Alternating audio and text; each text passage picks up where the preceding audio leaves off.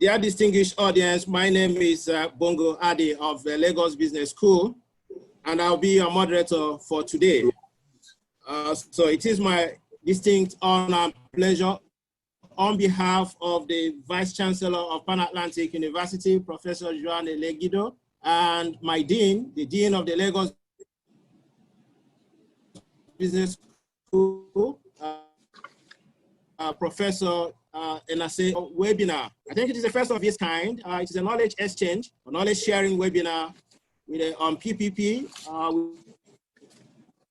With a focus on health, aviation, roads and bridges and energy between Nigeria and Turkey. For your information, Turkey is notable for achieving remarkable success in the deployment of PPP to ramp up the stock of essential national infrastructure. And then we are happy to have them with us here today. Our partners from Turkey, from government, from private sector, will be sharing their experience and knowledge on PPPs. I would also like to appreciate the Director General of the Infrastructure Concession and Regulatory Commission of Nigeria, Engineer Chidi Izuwa, for making this happen. And I think I'll hand over to him to welcome the distinguished dignitaries that we have today, the ministers of the Federal Republic of Nigeria, and all the major players on PPP in the private sector. Engineer Chidi, please, over to you before I read out the program. Well, can everybody hear me? Yeah. Hello, Engineer, are you with us? Yes, I am. Can you hear me? Yes, we can hear you. Okay, well, I really don't have much to say. I would like to thank the honorable ministers who are here. You know, we have 5 ministers from Nigeria. You know, the Minister of Finance, the Minister of Works and Housing, the Minister of Aviation, the Minister of State for Health, and the Minister for Power. That's really, you know, amazing. I also want to thank, you know, our friends from Turkey, you know, who have, you know, come to share, you know, their knowledge, you know, with us in terms of the successes that Turkey has made, you know, with public-private partnerships across, you know, various sectors. I just want to say that something very exciting happened in Turkey last night. The 3rd independent runway of the Istanbul airport was opened. You know, that is really amazing, you know, and I want to congratulate, but I just want to ask Turkey to watch that we have here the Minister of Finance, you know, who is handling all the contingent liabilities flawlessly for our concessions in Nigeria. We also have the Minister of Power, you know, who is handling our concessions in the power sector, one of which you would see. We have the Minister of Works, you know, who is about, you know, to launch a major road concession program. We also have the Minister of State for Health, you know, who is superintending some major ideas. And then we also have the Minister of Aviation, who is about to launch a major aviation terminals, you know, concession program. And in fact, you know, the man who miraculously, you know, brought our runway in Abuja back to life after 30 years. So, Turkey, you've done very well, but watch, Nigeria is on the way. Thank you very much, everybody, and God bless you as we go along. Bongo.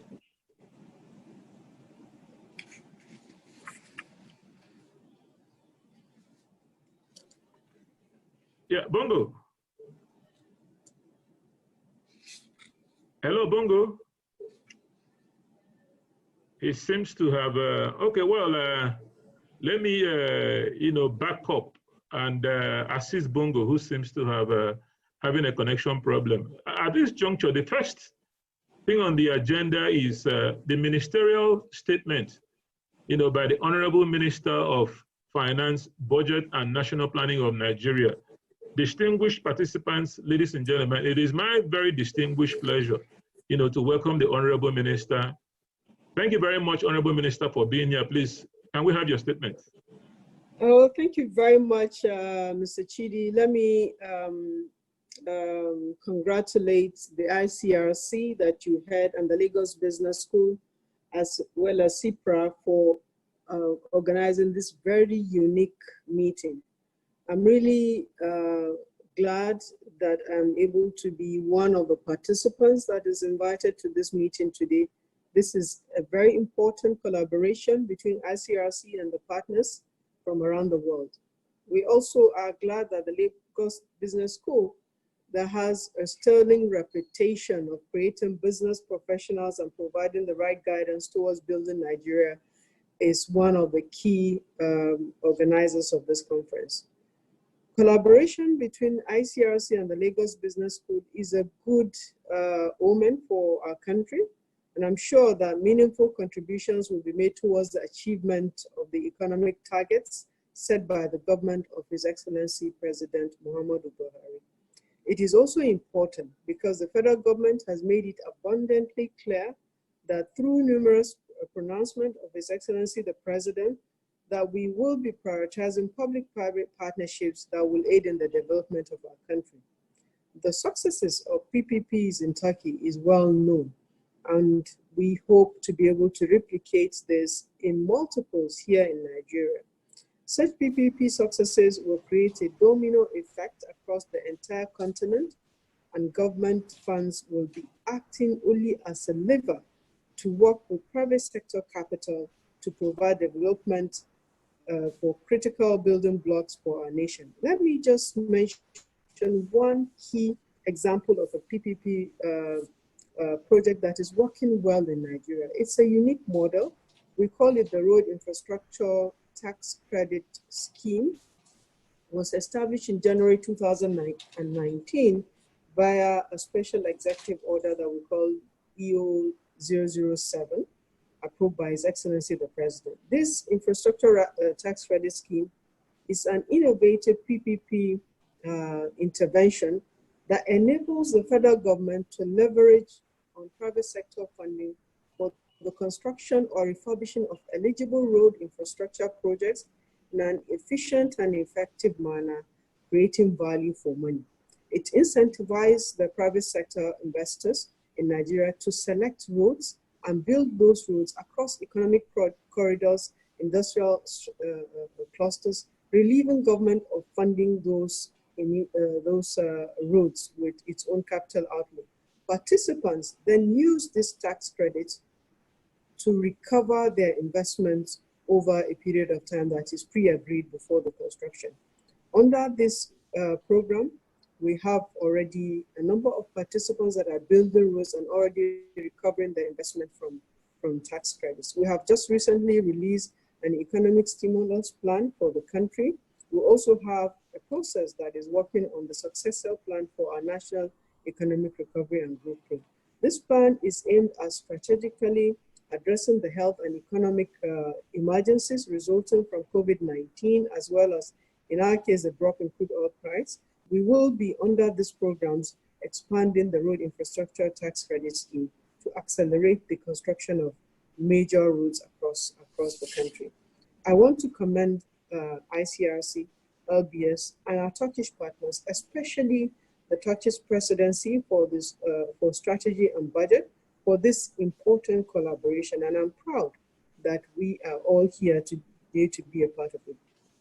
I want to also assure prospective participants that the Ministry of Finance, Budget and National Planning is always open to provide guidance on contingent liabilities as required by the Nigerian National PPP policy, and we will work with our other sister agencies, ministries, departments and agencies, and the private sector towards the success of viable, bankable PPP projects, both in the economic and social infrastructure sectors of the economy. Furthermore, let me say finally, we must indeed work urgently and focus on rapid infrastructure delivery using PPPs as a way to revive our economy from the devastating impact of the COVID-19.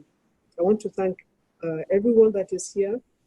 Also to especially thank my colleagues, Minister of Aviation, Minister of Works and Housing, Minister of Power, for taking time out to be in this meeting.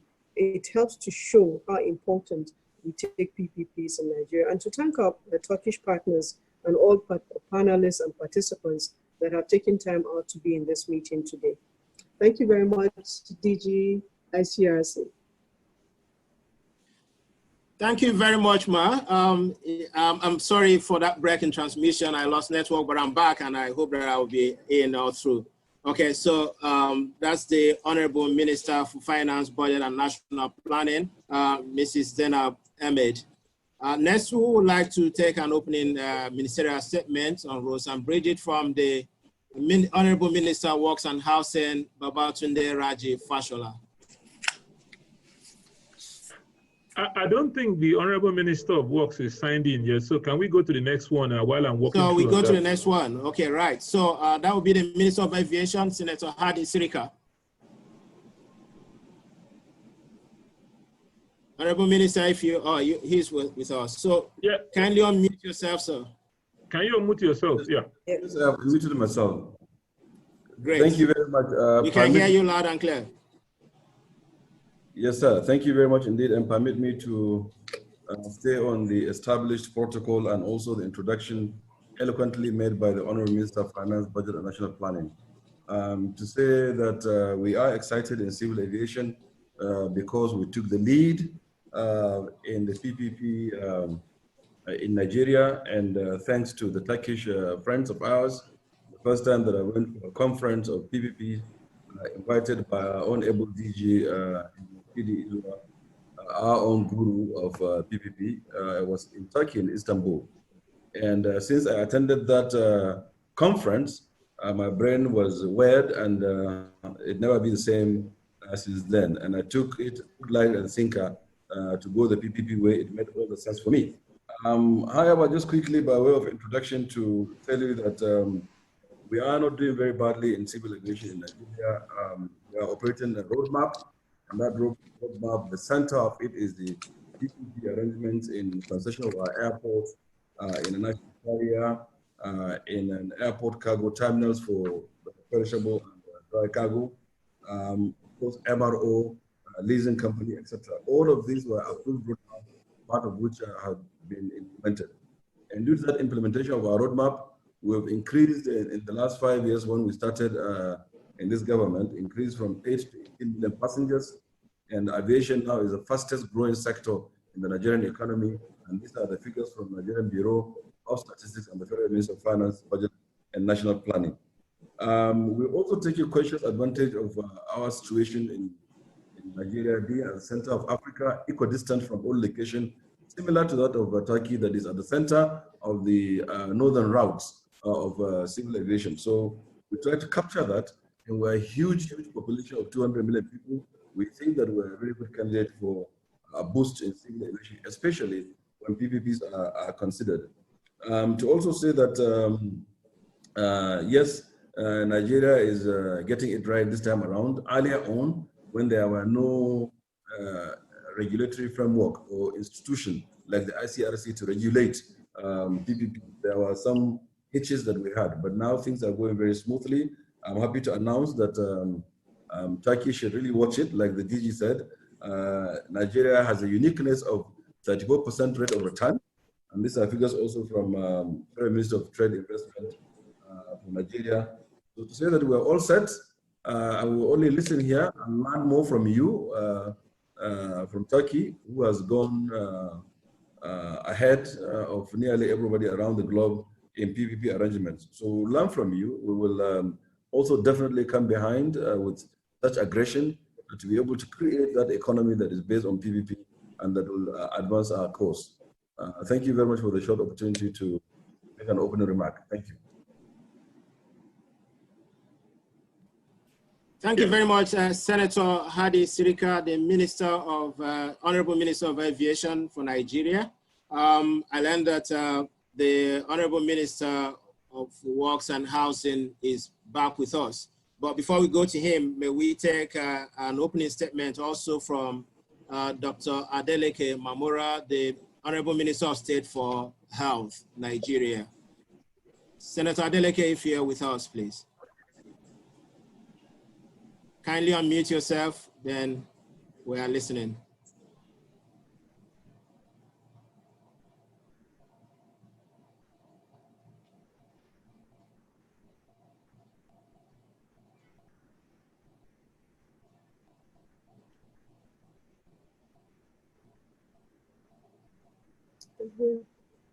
Honorable Minister, you're muted.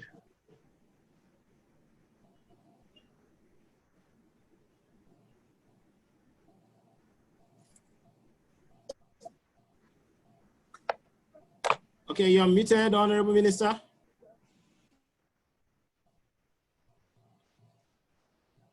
Do we give you some time? Maybe we can go to the Minister of Works and Housing so we can save time. Yes, let's go to Minister of Works and Housing. Okay, and then we'll so let's go to to Minister of Works and Housing, then we'll come back to you. Okay, good morning, and it's a pleasure to be with you and to also acknowledge this partnership between the ICRC, LBS, and the Turkish team. And I think that it is a Please, most the auspicious Honorable Minister time for Works. Okay, great. We would like you to share your screen. Thank you. We can see you now. You can see me now? Yes, sir. Great to have you. Excellent. So it's great to be part of this conversation, and it is also even more auspicious coming as the whole world is scrambling for resources to revamp their economy, and infrastructure will be critical in what nations do going forward in building additional assets and also even modifying existing assets to cope with new lifestyle challenges.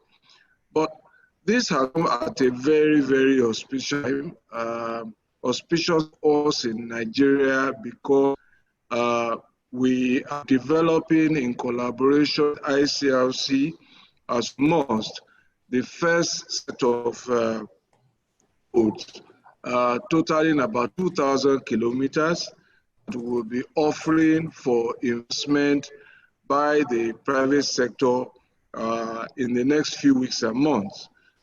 We had a stakeholder meeting yesterday relating to that with the Parliament, as we must, and on the 25th of June, we will be having a webinar that expands the bolts and nuts of what we are doing. I would like to use this opportunity to also pitch that initiative. It is called the Highway Development Management Initiative, HDMI, and some of the things we will see when we start is how private sector skills, resources, and capital can come into building or improving actual commercial value that lies along these corridors in terms of way bridges, road furniture, like highways and gantries, advertising, towing trucks, tolling capacity and plazas, and also rest houses, all of the economic opportunities that they offer for people, from repair garage to spare parts vending to fuel supply and hospitality and boarding, and of course nutrition and catering and all of those services. So this is a good opportunity to interact with all the participants. I'm sure that we are on to a great conversation from today and beyond. And I really thank you for having me speak at this opening. Thank you very much. Thank you very much. Mr. Babatunde Raji Fashola, the Honorable Minister for Works and Housing for Nigeria. Thanks for that introductory statement. Of course, we'll be coming back to you later on. I know that there will be some questions also from the many attendees. They are already raising their hands, but it is not yet time for questions. So we'll be taking the first batch of questions at about 2 o'clock. So we still have some considerable time to go before then. So if the Honorable Minister of State for Health is ready now, we can take his opening statement. No, I think the Minister of State for Health has a problem with his microphone. So he's okay, so let's go to Engineer. So we go to Power. Engineer Saleh Maman, the Honorable Minister for Power. Can you hear me now? Okay, Hello? yeah, miraculously Okay, you're back, sir. all right. So if you're back, then we are hearing you. Please go ahead. Go on. Right. Thank you very much. Well, you know what they call technology errors and all that. Well, I'm really very honored to be part of this engagement today on public-private partnership.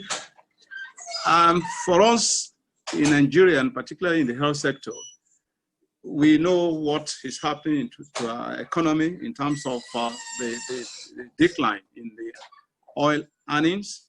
And this has obviously resulted in a reduction in appropriation to the health sector. And of course, what has translated into is inevitability of seeking for some kind of collaboration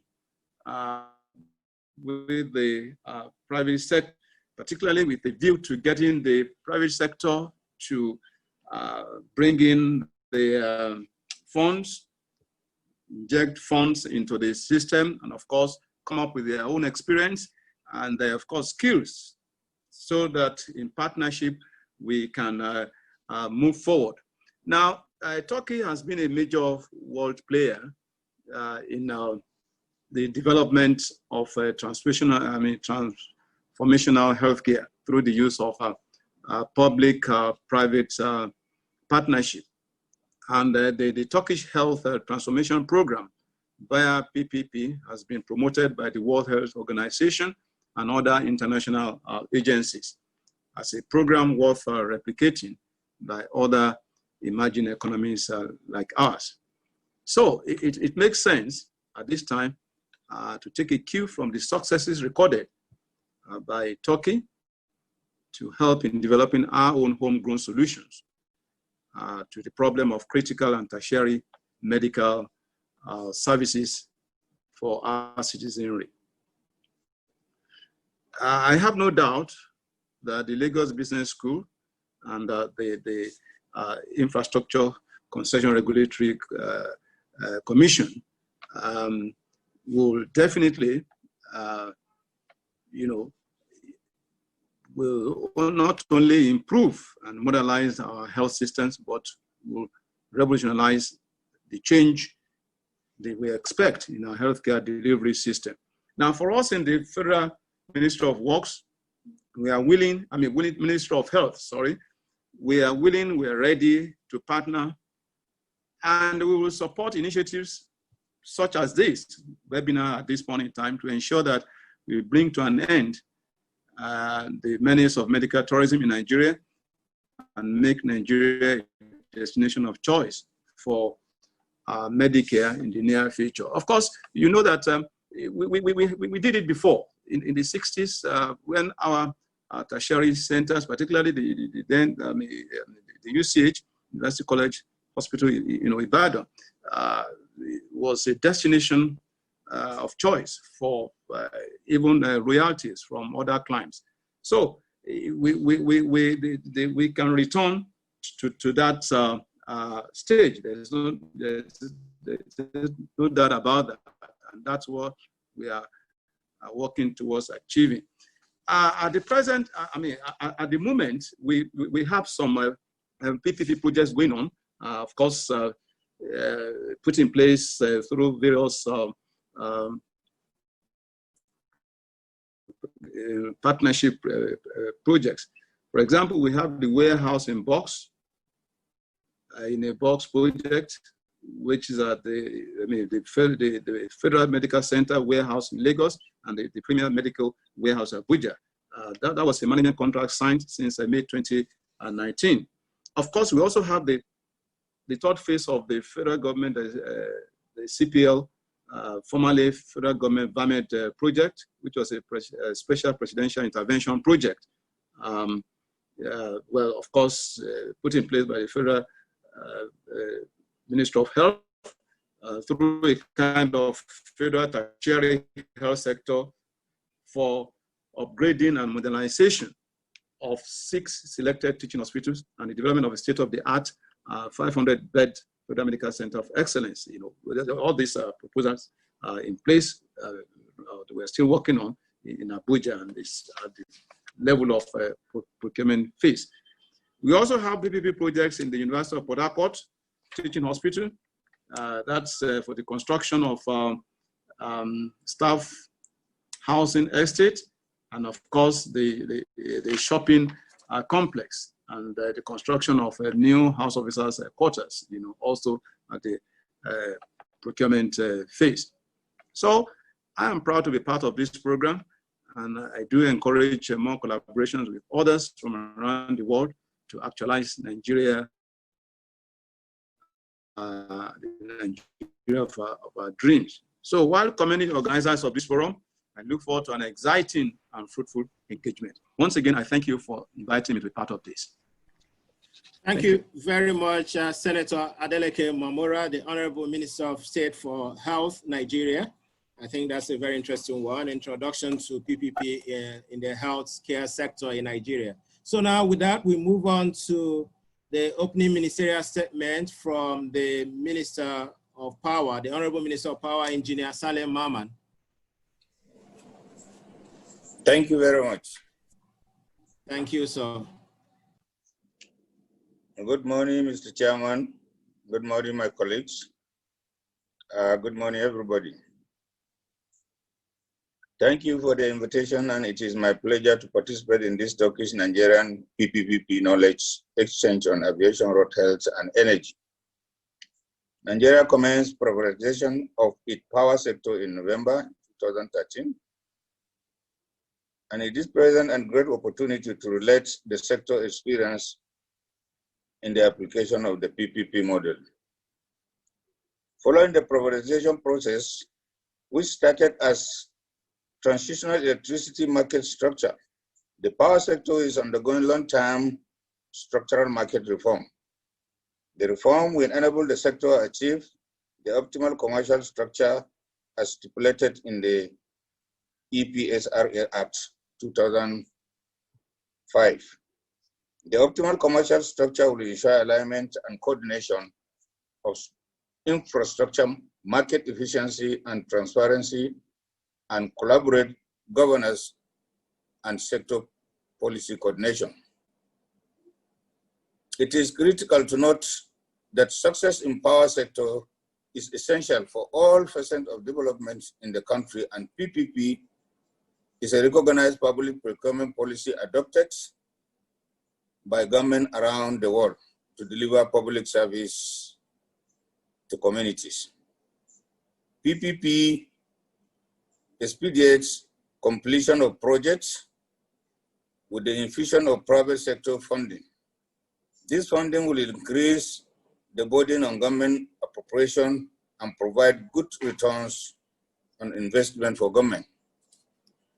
For the power sector specifically, completed power projects are concessioned using PPP to avoid abandonment and ensure good returns on investment. The power sector currently has 2 projects using PPP model in line with the Infrastructure Concession Regulatory Commission Act. A, the Powerhouse Solar Project. The Federal Executive Council on Wednesday, 5th September 2018 approved the award of contract to Mrs.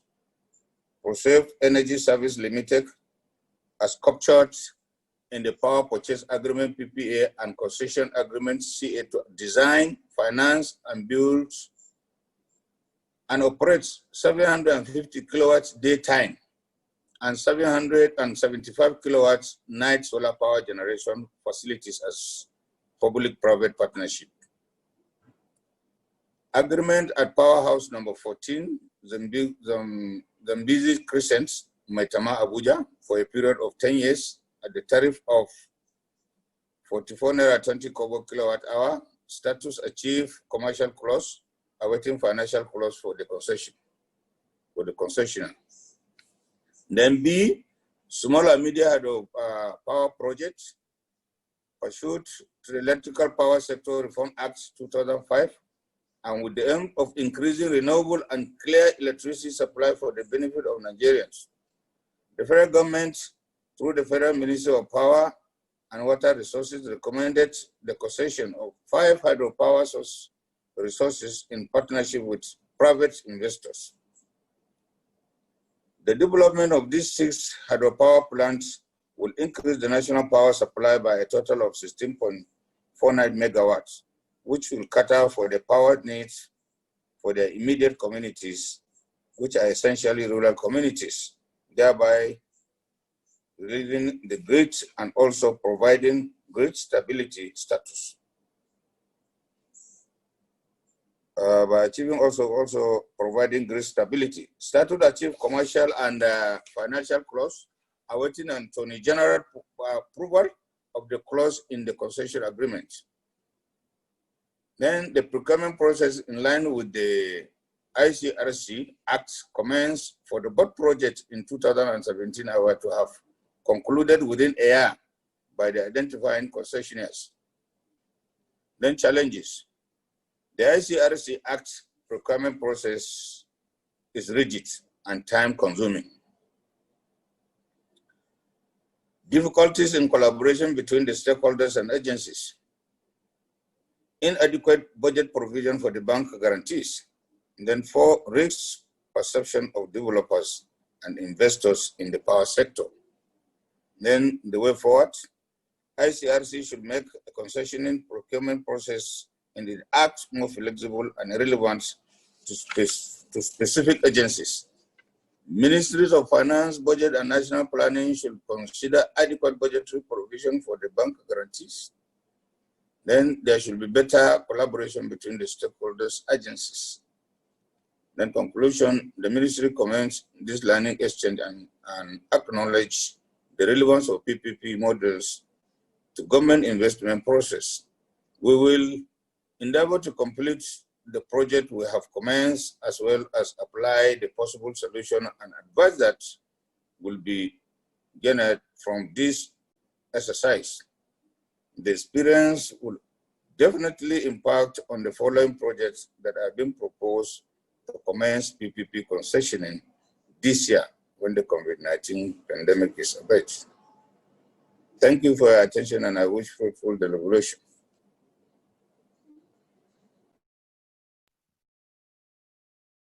Thank you very much, Engineer Maman, the Honorable Minister of Power for Nigeria. I think that finishes the first phase of our program, and now we'll be moving on to the second phase, where we'll be listening to our partners from Turkey.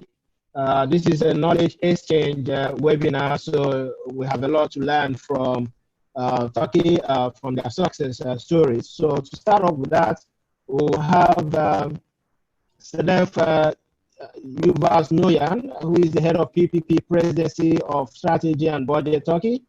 And she will be speaking to us on the overview of Turkey PPP framework achievements, challenges, and key success factors. Please, Yuvas Noyan, may we hear you? Okay. Well, honorable ministers, honorable senators, and esteemed colleagues of mine, I welcome you all. I'm greeting you all. Thanks very much for inviting me to this webinar. It's really an honor and privilege for me to participate in this webinar. I think that this webinar will put one more brick in our collaboration in the PPP area. Nigeria has always been a very important partner for Turkey.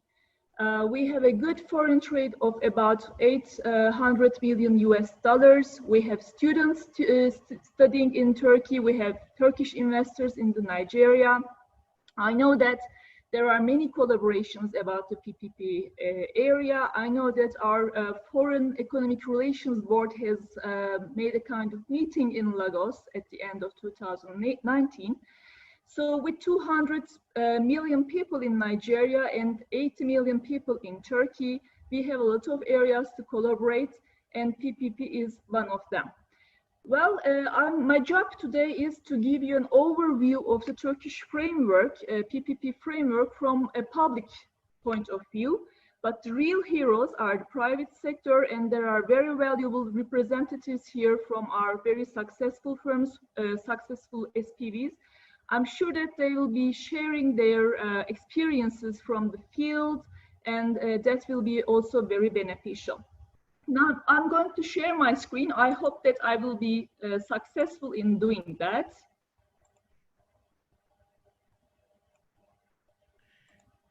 Okay, Yes. I hope everybody is seeing that. Yes. Well, according to a study that has been conducted by McKinsey in 2016, it is said that an incremental investment of 1% gives way to about 1.2% increase in the GDP. And this numbers goes up to 2 or 2.5% of the GDP in the developing countries like Turkey and like Nigeria. And also, as all countries globally, we are trying to meet the 2030 Sustainable Development Goals. And according to the UNCTAD study, we need to have about $2.5 trillion of investment, extra investment, for the developing countries annually. So here, private sector is important to be included in the investments, because we all know that the funding of the public is not enough to bridge this gap. Now the same story has happened in Turkey. Well, in fact, the PPP experience of Turkey dates back to the Ottoman Empire. In 1875, a funicular was in operation in Istanbul between Galata and Beyoğlu. Maybe the ones that have visited Istanbul know it already. But it is still in operation, so it's a very good example to the PPPs in the Ottoman Empire. And our first law, PPP law, dates back to 1910. Now in contemporary Turkey, our first law was published in 1984. And why was that? The 1980s was a breakthrough in the Turkish economy. We engaged to a totally liberal economy, and to have a place in the global game, we aimed to be industrialized, to export, not only for domestic needs, but also for export. And to do that, we needed infrastructure, especially energy. We had a huge energy demand, but we were lacking the power plants, necessary power plants to produce that energy. And with limited time, with limited budget, we had to make some investments. The Prime Minister of that time, Mr. Turgut Özal, has coined the term build, operate, transfer into the literature, and we published the first law in 1984. And since 1986, we have been using PPPs intensively, but we have been using it very intensively in the last decade. And we began to use it after the energy in airports, ports, marinas, and highway facilities. Now there are four main models that are used in Turkey, which are build, operate, transfer, transfer of operating rights, build, lease, transfer, and build, operate. And we're using it in a variety of sectors, from electricity production to hospitals and to transportation, and even in the customs gates, which is, I think, unique to Turkey. But the heavy investment is done on transportation and the health facilities. And of course, it was important to go over the budget constraints, but it was equally important to get to benefit from the private sector's expertise and efficiency and their technology, talents, and their innovative solutions, so that as public, we could provide high standard services to people and increase their access to the services. Now this is the result, as all of our ministers have indicated. Turkey is one of the leading countries among its region, among the emerging countries. You see two charts. One of them is showing Turkey's place among the emerging countries, I mean developing countries. It's in the fourth order, and in the European area, European region, for 5 years, it's again in the third rank. When we look at the numbers of the contracts that have been signed since 1986, we see that 249 contracts have been signed by PPP, and it has an overall investment value of about $80 billion US dollars, while about 160 billion US dollar contract value. And the difference is the transfer of operating rights fees that is paid by the SPVs to the public.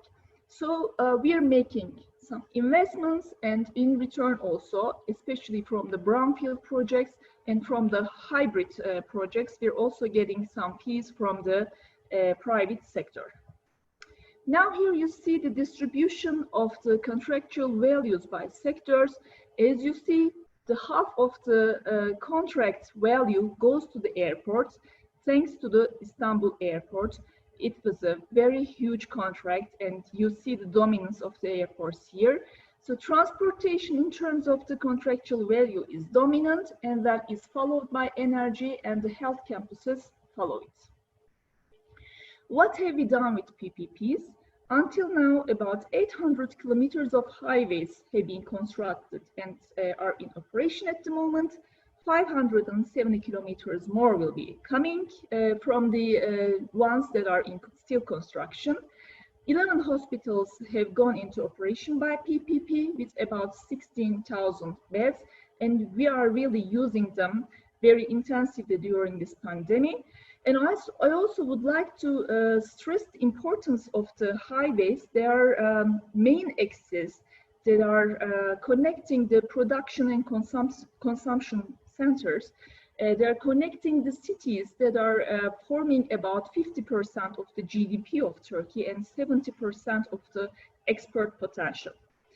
12 out of 56 airports are in operation by PPP, handling 77% of total passengers and 96 of the international passengers, and 13 customs gates out of 19 are by PPPs.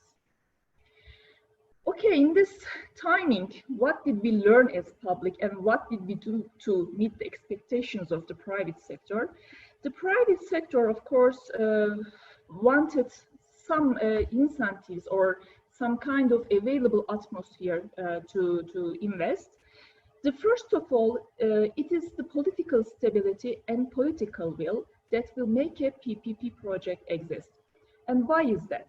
As you all know, because Nigeria is also very keen on the PPP projects are much more complex than the traditional public procurement. It's not only 3 years of construction, it also includes a long time operation. And it's not only a two-way engagement, but a third party is coming as the creditor. So to coordinate for these two or three partners to work in coherence, there are many problems, of course, during the contract management, but if there is no political backing, then it's really a big problem, and the private sector is reluctant to make investment in such kind of atmosphere. And good regulatory environment where rule of law is valid is also very important, because the private sector and also the public side wants all the problems to be elaborated in a just manner, putting no one in a disadvantage unjustly, let me say. Also, macroeconomic stability of the country is important because it's affecting everything. It's affecting the demand, it's affecting the price, it's affecting the risk allocation. And as you see, all of these are also functions of each other. If there's a good political stability, the macroeconomic stability is also good. If there is no good regulatory environment, macroeconomic stability isn't there naturally. So you should put them all together so that the investors can feel safe and come and invest. Another important thing is the reliable dispute resolution mechanisms, as everybody wants to feel safe and everybody wants to see solid legislative solutions. So international arbitration is important, especially for the emerging countries. Besides, good capacity in governmental organizations is not only needed for the public, it's also needed for the private sector, because it's not easy to have a long-term engagement if the people that you're working with do not know the work in a good way or enough. On the public sector side, on the other hand, we learned that PPPs are not miracles, they are not free of charge. And if not designed well, if not prepared well, they can put a great burden on the budget rather than pulling that burden out of the budget. So it's important to prioritize the projects in means of the socioeconomic feasibility and the value for money. During this time, we also learned about this. Now, what did we do to compensate or meet the expectations of the private sector? Turkey has always politically supported the PPPs. A good example is that the necessary regulations were made on the constitution in 1999. Unlike the other contracts that are signed by public, the PPP contracts are subject to the private law by the change that is made by the constitution. And public always acts as a partner of the PPP, as far as I know, but I would like to hear it from our private sector side too. Now, what Turkey did is putting all its system, constructing its system on three main pillars. One of them is the legislative system, the other one is the institutional system, and the third one is the incentive system. In fact, the institutional setup and the incentives are also defined by legislation, but I wanted to separate this into three so that I can tell it in a much better way. Now, as I mentioned, our first BOT law was for power plants in 1984. Then we had issued a BOT law for the motorways and motorway facilities in 1988. Then we realized that we are needing this BOT in many of the sectors, and we needed an umbrella BOT law. And in 1994, we published this umbrella BOT law. The important part of this law was that it said that the BOT can be used in high technology and high investment value projects. And until now, we really did the BOT projects with the mega projects, but at the moment we see that it can be used in many areas for medium and small scale projects too. By the same year in 1994, we saw that we also needed transfer of operating rights for the brownfield projects because the state, the public was not good in operating some of the facilities like ports, for example. So the privatization law that was issued in 1994 also included the terms for transfer of operating rights. In 1997, a Build Operate law was published, and in 2013, Yield Lease Transfer Law for health projects was issued so that the health projects could be done. Also, regulations for dormitory and school BLTs have been done in their own relevant laws, but they have not been used in practice. So the PPP legislation regulated all PPP-related procedures. Rules and procedures are designed to provide predictability and transparency. Open tender is the preferred tender method, and restricted tender could be used if the project requires higher technology or experience. And bidding criteria can take various forms according to the legislation. The operation period, it can be the lease amount paid by the investor to the government in BOT projects, and Istanbul Airport is a good example for that. Lease amount paid by government to investor in BLT projects, which are the health projects. Minimum demand and revenue guarantees, which you can see in the Eurasian Tunnel or the highway projects. And there are also hybrid forms. Again, Istanbul Airport is one of it. Now, coming to the institutional setup, well, let me just test it. The project idea is developed by the line ministry, but it should be developed according to the strategic documents of Turkey. And the most strategic, overall strategic document is the five-year development plans of Turkey, which is prepared by the Strategy and Budget Office. And it is approved by the General Assembly before it goes into implementation. The policies that will carry Turkey one step further are all listed in this five-year development plans. And the bottlenecks, the necessities are defined accordingly, and the projects are designed, the project ideas are designed by the line ministries according to these strategic documents.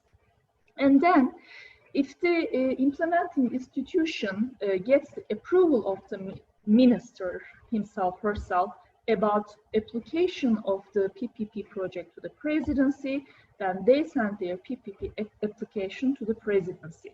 The president is the authorized person to approve the PPP projects. The procedure of the PPP is different than the traditional public procurement investment projects. The public procurement investment project, the public procurement investment program is prepared by strategy and budget again, and it shows a pipeline, a list, it's a book. You can see every year how much money is allocated to them. But for PPPs, there is no such kind of a list. In fact, there is a list, but it's a de facto list. And it is coming on rather an ad hoc basis to the president. And as Strategy and Budget Office, we're running the Secretariat of the Presidency. These applications these feasibility studies are sent to us, and we are sharing it with Ministry of Treasury and Finance, and with as two institutions, central institutions. We are making our technical assessments about these feasibility studies, whether they are coherent with the strategic priorities, whether they are socioeconomically feasible, or whether they should be done by PPP or traditional public procurement, and then we convey our views to the president. So it's now the president's authority to decide on whether to go on with the project or not. He can take the technical assistance, technical assessments into consideration or not. If it's a very important project in terms of politics, he may go on with it, or he may just put it, in the garbage. Now, after giving an overview of the institutional setup, now I'm coming to the third pillar, which are the incentives.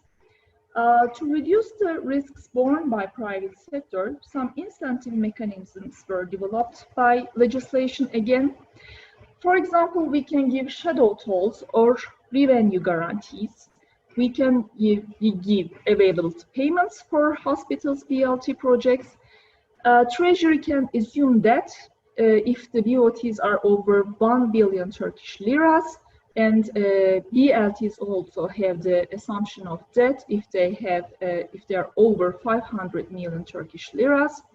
There is the step-in right for the creditors, and the SPVs are exempt from the taxes during construction. There is also free use of state-owned immovable assets, and expropriation is done with majority by the public authorities, and international arbitration is also allowed. Don't we face with any problems? Of course, we do face with many problems. We've seen that contract management is not easy.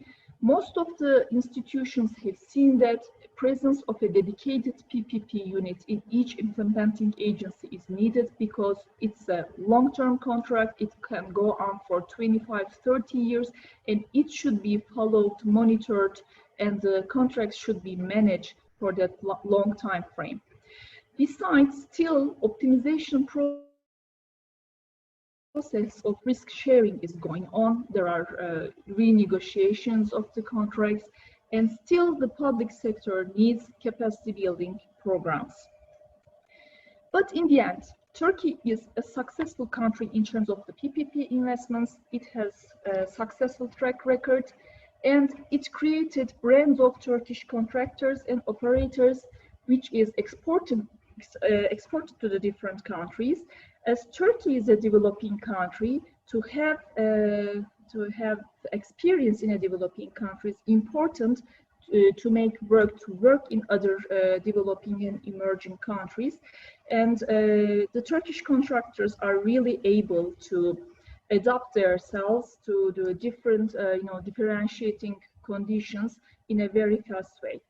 And we have very successfully operated projects, large-scale projects. And one thing which is important in terms of the Turkish cases is that many countries are using capital injections during the construction period. But the PPPs in Turkey that have been bidded until now has had no capital injection. They're totally privately financed. I think that's an important point in terms of Turkey's case. Until now, we have gone with mega projects. We still have some mega projects, but medium to small scale projects are also in our focus. Well, I'm just keeping these parts because you already know them, you're already living them. For Turkey, we still have room for improvement, of course. For example, bill list transfer can be only used for some specific sectors like health or dormitories, but the scope needs to be expanded. It can be used in other sectors too. So we are in need of a PPP framework law. As a strategy and budget, we had drafted it, but it has not been published or issued yet. And guidelines and standardized documents are still needed, especially for the newcomers.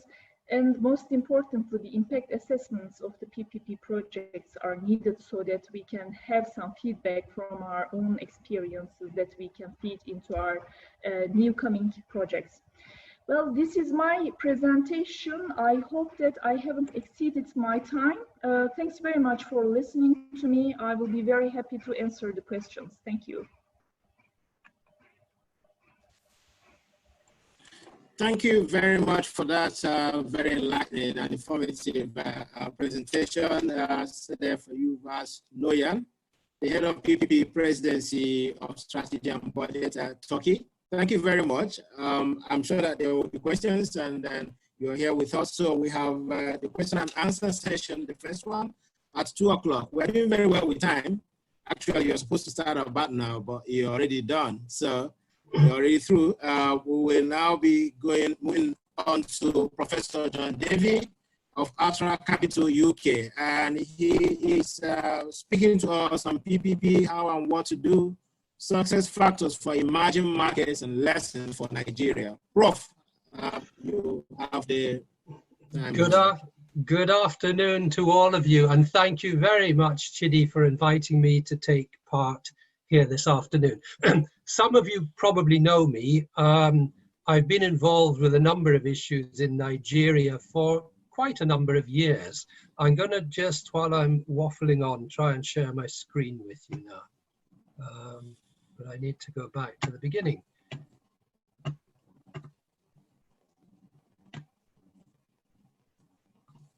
Right, yes, here we are.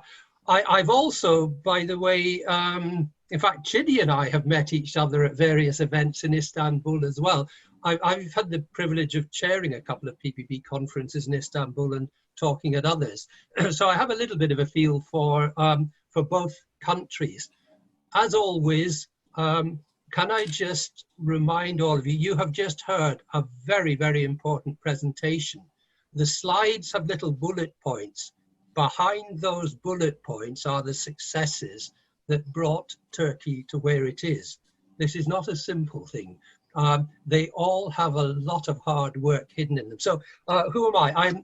I run a specialist company called Ultra Capital that has been involved with PPPs since the beginning of the modern era of those. I could put my CV on forever, but I also chaired the British government's PPP Export Advisory Board, which took me to many tens, nearly 100 different countries over quite a period of time, from which I learned all the things that never work.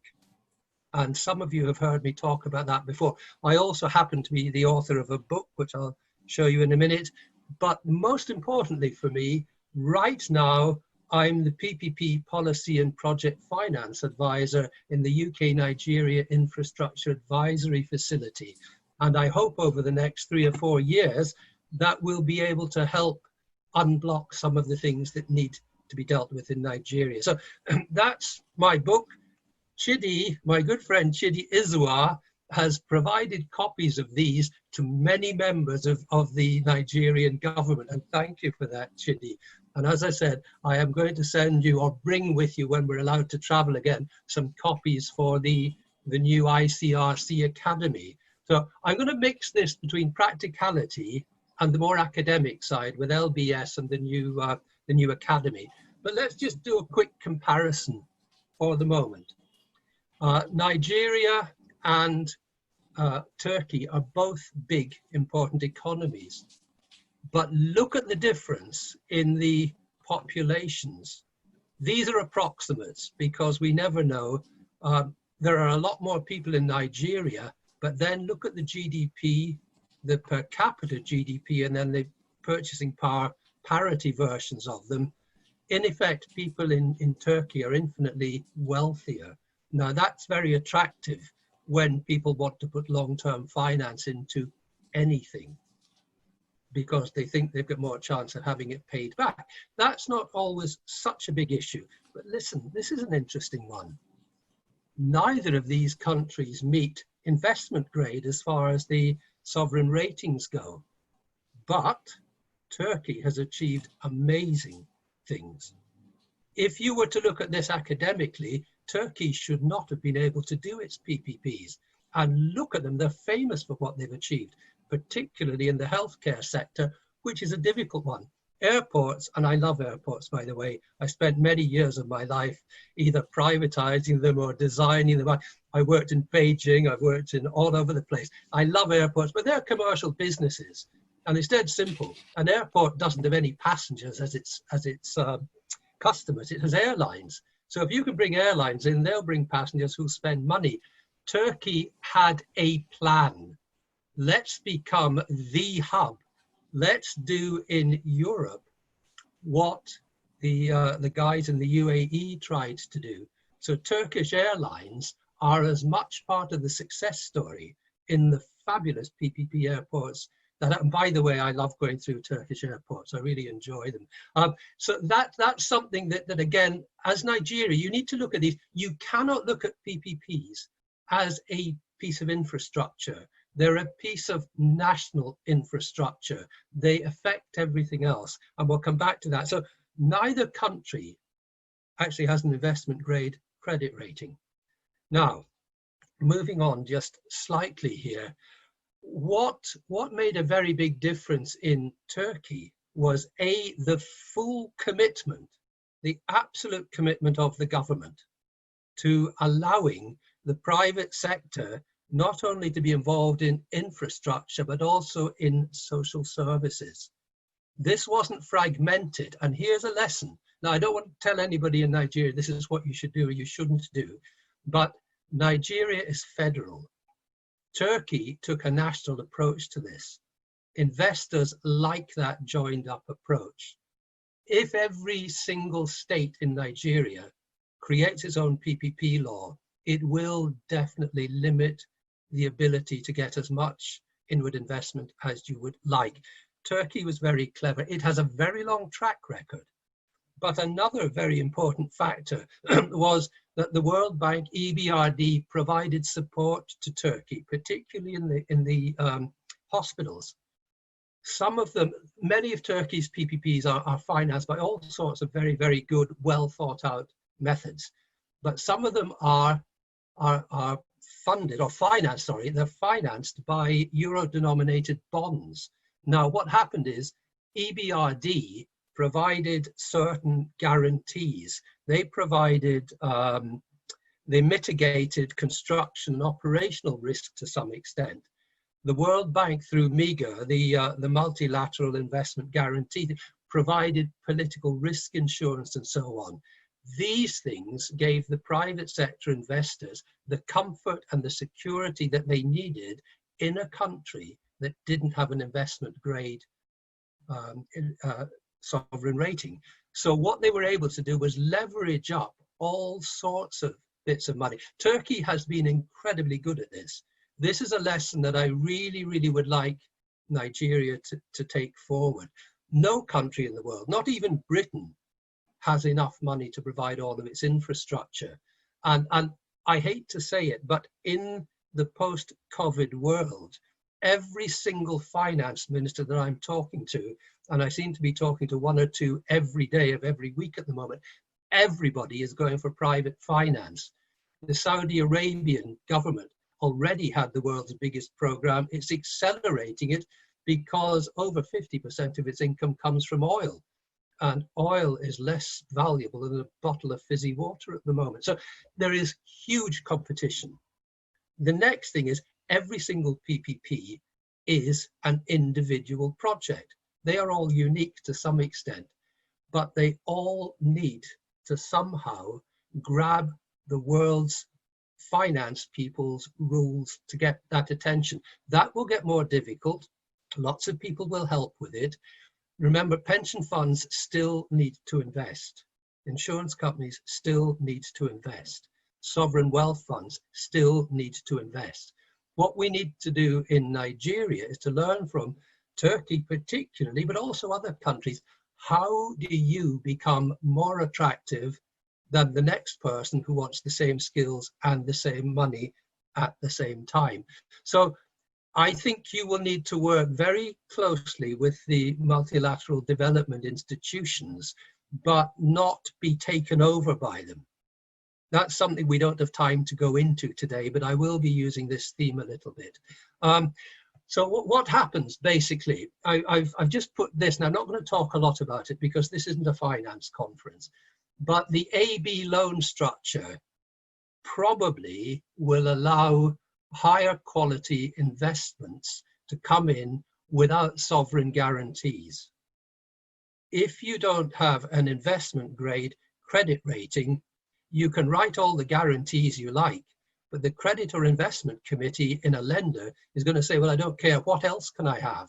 They don't have the investment grade quality that I would need to take this as a suitable guarantee. So the idea is a multilateral comes in, it takes the entire loan as the lender of record, and it provides some money from its own resources, and then it acts as the lead lender and arranger and the administrative agent for the B side people. Now, by the way, the multilaterals are not philanthropic in this. If you were to spend a few hours looking at the financing structures and the fees that people get, they probably make more out of doing the lending arrangement fee than they do out of anything else. But the point of this is, because a multilateral is responsible and has taken the entire lending, that debt isn't extinguished until all the private sector people's debts are also paid off. Then you come in with all the other people, and I could spend hours drawing pictures of how this works, but basically you can bring all manner of useful structures in. Nigeria will need cleverly blended activities. If a project isn't viable in its own right, and so far, Chidi, please correct me if I'm wrong here, but virtually all the PPPs in Nigeria have been what we call user pay PPPs. They've not been social PPPs. They have been basically commercial activities that are viable. Many things will have to be built using forms of PPPs that are not viable. So viability gap funding can come in many, many different ways. Refinancing is an incredibly good way of doing it, and there are ways of doing this with help from MIGA, the Africa Development Bank, and other people, where ideally you try to refinance as much after operational side in local currency. Take the exchange rate risk out. If you borrow from the World Bank, you're borrowing in dollars, but that means that you're still owing the same money no matter where the Naira sits. So we would suggest that you start looking at how can you introduce local finance as early as possible without absolutely concentrating the risk of local pension funds. Remember, the monoline insurers were meant to be dissipating risk, but what they actually did was concentrated and went bust. If I were in the Ministry of Finance, I would make sure that could never happen in Nigeria. It's very tempting. So there are these different structures. I'm not going to go through this in a lot of detail, but basically, this is the type of way with, and this is a terribly simplified version of it, with a hell of a lot of other things added onto it.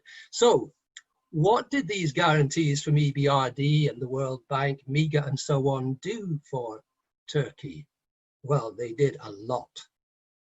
In at least one hospital, they brought the financing of that particular PPP 2 notches up against the sovereign rating of the country, brought it up to BAA2. Now, that is a lot cheaper money than borrowing at something else. So these issues are the ones that don't get talked about. That's why I'm bringing them in today, because I didn't want to sort of try and compare the two countries too much, because that's unfair, and I'd get it wrong anyway. So there are fantastic opportunities here. I'm going to go through quite quickly because I think it's important that there's time for Q&A afterwards. But again, let me just look at something else that's really, really important.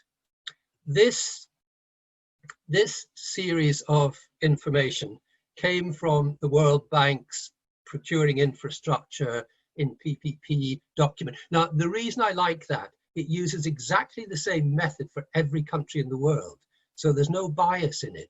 Now, as you can see, and it has 4 categories. The 4th one, which I haven't put in, is unsolicited proposals.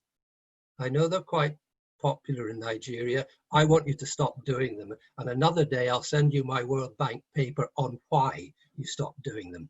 Because what you heard from Turkey was a completely centralized, properly planned, well worked out program, not individual projects being brought together. Now, procurement came out even better in Nigeria than in Turkey, and we know Turkey's good at that. Contract management, about the same. Where the weakness sits is in preparation.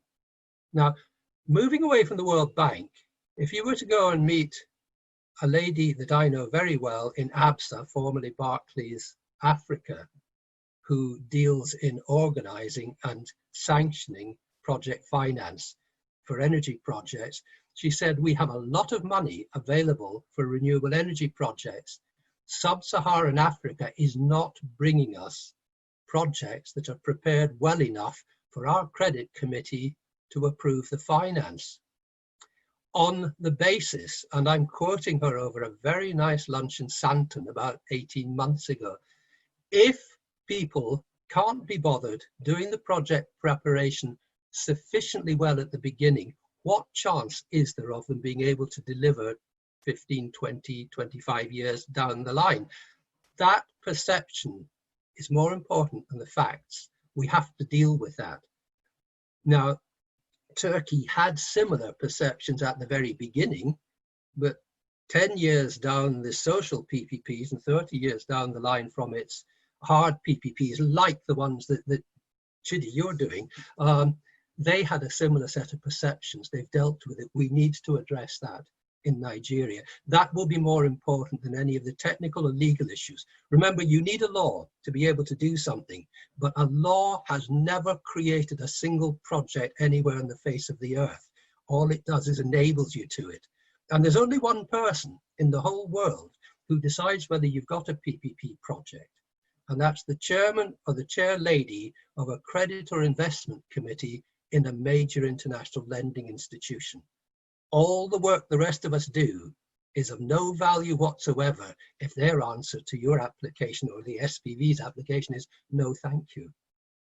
And after 2008-9, where banks had been run by basically marketing people masquerading as bankers, the credit committee pendulum swung the other way. So the answer to every application is no. Now convince me that I'm wrong and I should lend the money to it. I have 2 sons who are in that business in major banks in different continents, and they tell me it hasn't changed recently. So this preparation bit is terribly important here. In December 2018, the G20 in was it Rio de Janeiro or Sao Paulo, wherever it was in Argentina, the G20 formally adopted the 5-case model as the preferred method for doing project preparation for PPPs. The 5-case model came from the United Kingdom, has been adopted in various ways by all of the major players. It's a very simple, sensible way of doing things, but it's now the formal way. It's what APMG will teach you. It's what any of the major people will teach you. It's been internationalized, but it means that by the time you get through it, you won't have too many bits of a project proposal that isn't there. So key things, you need to take great care in appointing advisors. Now, in Nigeria, where money is tight, there are ways of doing this. I've spoken with Chidi a few times about this. We're not going to spend this afternoon talking about that. There are ways of doing that, because just remember, the people on the other side will have the best lawyers, the best financial advisors, the best technical people that money can buy. And if you don't have people who can marry up to that, you're going to get taken advantage of.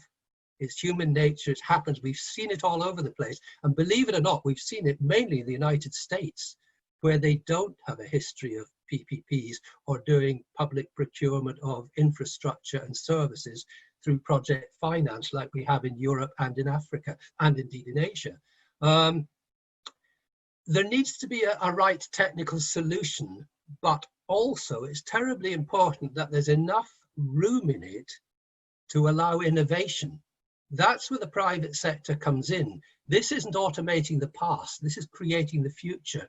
How can we provide more for less, or more for the same amount, or do it better, or do it differently, or get over the problems? Because remember, PPP is not about finance, it's about the entire delivery of public services. Its purpose is to fill the gap, the massive gap that was mentioned before, horribly large numbers of shortages in infrastructure. Affordability is terribly important, and not today, but I'm actually working on some ideas through UK NIAF on how affordability, by blending all sorts of different things, can be improved and the risk therefore depleted a little bit. But remember what I said a minute or two ago, COVID-19 has changed the rules for everybody. My country is probably spending half of Africa's GDP every week just keeping people's jobs open. Most African countries can't afford to do that. Now, the good news is our aid program stays at 0.7% of GDP. And yesterday we announced that the Department for International Development is becoming part of the Foreign Office, so we'll have joined up thinking. That 0.7% next year will be less than the 0.7% this year, because we've already had 20% reduction in our GDP as a result of COVID. So we're all in a competitive world. So this is about detail, it's about affordability, it's about centralizing the thinking. And this is, I know that the DG ICRC is absolutely on the same page with me here, but in the federal arrangements in Nigeria, where each state effectively has its own legislature, they need to be working to the outside world's standard needs. That doesn't mean they can't have their own laws, but anybody who invents their own PPP law might get projects off the ground, but the chances are they never will. Not because the law is bad, it's terribly expensive for the lawyers acting for the lenders to look at different bits of legislation every time a project comes up. If you take the whole of Nigeria, there are lots of potential projects. You take one state, there may only be 3 or 4 projects, and only one person wins each bid. So if there aren't enough projects, is it worth spending time learning all about the laws when there's only 3 or 4 projects and there are 5 bidders? You know, so these things become terribly important lessons, not just from Turkey, but from all over the world. The next thing, for the Lagos Business School and for the ICRC Academy, this is something I'm going to be putting into all of my training courses again to remind people. At the moment, most training is by lectures or reading. This is the reality, and in fact, that's a 6-day time frame. That's all that gets remembered by the people who go into it, unless they get practicing it all the time. This is actually a slide out of one of the NIAF papers that nobody else has seen yet, but it comes from a very, very, very important educational institution. And believe it or not, in our little company, we have our own occupational psychologist. She happens to be married to one of my directors, but she works on things like this. All the orange things are what nearly everybody who does training for you does. And to some extent, universities and business schools do the same, because unless you have a sandwich type course, it's very difficult to get that practical stuff. The big blue square there, this one, is what we need to be trying to do in Nigeria. We need to be embedding knowledge by people taking participatory training methods. This will help get it going. And Chidi knows there's a lot of training needed. There's a lot of training being done, but a huge amount is needed in Nigeria. Again, I've done some survey work in the last 3 or 4 months. I wish I had been in Abuja and Lagos to do it, but like everybody else, I'm not allowed to travel just at the moment. But what I found was not encouraging, but it wasn't surprising. And it's no worse than any other country, by the way. But there is a massive shortage of real understanding of these things. This needs to be addressed. The ICRC understands this, hence the reason for the ICRC Academy. I think between all of us, we can help move that forward. Now, I know I'm probably running over time. General lessons learned you can read yourselves if you want to afterwards, but they basically are very similar to those which we heard a minute or two ago. So, as I say, there's the PPP book. A lot of people in Nigeria have it. I hope some of them have read it. It's not a commercial venture. It was written because at the time, 5 years ago, we couldn't find anything in the market that was adequate. This isn't a textbook. This is a book about the philosophy behind it, what you need to do, and practicality. Because I have the privilege of having this visiting professorship, but I'm a practitioner. I'm not a theoretician. I'm a practitioner with 30 years experience in PPPs.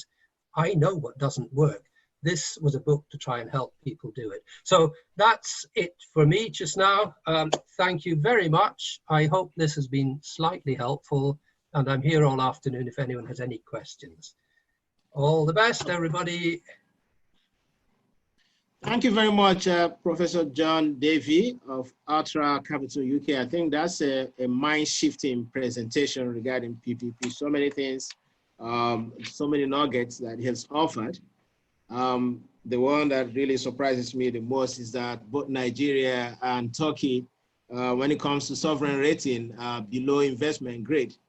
But still, Turkey continues and to record enormous success in PPPs, in getting funds and all of that, financing and executing successful PPPs. So meaning that we need to change some things in the way we are pursuing PPP in Nigeria as well. Anyway, we will get back to that. There are a lot of questions coming, while you were speaking about 15 questions being added to the question and answer chat box. And I hope that you can take a look at it, Prof, and then see the ones that you will answer. We are going to the audience by 4 o'clock. We're doing very well with time. So you were supposed to end at 1:30, but we're still 1:26. Okay, so we go to the next speaker, and that's speaker number 9, and we'll be listening to Mohammed Agdak, the CEO, Enera Turkey. He will be speaking to us on how to use PPP in healthcare, the Turkish experience. Mr. Agdak, please, it is your time. Thank you very much. Good afternoon, everyone, honorable ministers, ladies and gentlemen. I hope you can hear me now. Yes, we hear you loud and clear. Excellent. It's such a pleasure to address this esteemed audience. And we have heard very, very well presentations before me. I have to say, I already learned a lot from this experience. My name is Mohammed Akta. I am the managing director of Enera, which is an Istanbul-based management consulting firm that's specialized in healthcare. We work with many governments around the world, mostly at the strategic and technical advisory level in healthcare reform projects. And one of the fields that we specialize in is public-private partnerships. But I don't want to go too much with the introductions because I guess we have too much to talk about healthcare PPPs in Turkey. So let me proceed with sharing my screen.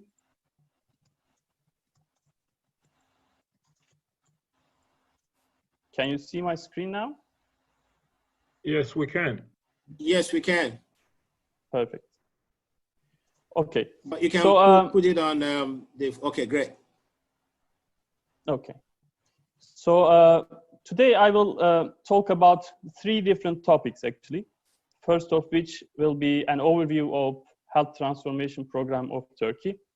The second is some aspects of Turkish healthcare PPP projects. And the third is a case study in which we have transferred the Turkish know-how to another country. So let me start with the acknowledgement of the health transformation program of Turkey. The Honorable Minister of Health mentioned this before me, that the health transformation program of Turkey, which took place between 2003 and 2012, has been praised in many areas, such as the top medical journals, the Lancet, international organizations such as the WHO. This reform has been taught in a graduate course in Harvard School of Public Health, and many countries have been looking up to Turkey as the best practice in health reforms. So what was this success that has been mentioned in many places? Actually, in order to measure a health system's success, one of the most important things to look at is the health status of the people.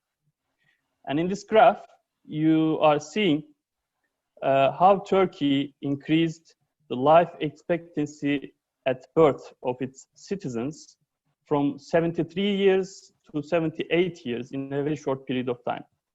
And importantly, Turkey did this with increasing health expenditure only a little bit. So what does that mean? Actually, when you look at health expenditure as a proportion of GDP, Turkey has almost had the same spending over this period. Another health status indicator, important one, is maternal mortality. And obviously in many African countries, this is a big issue.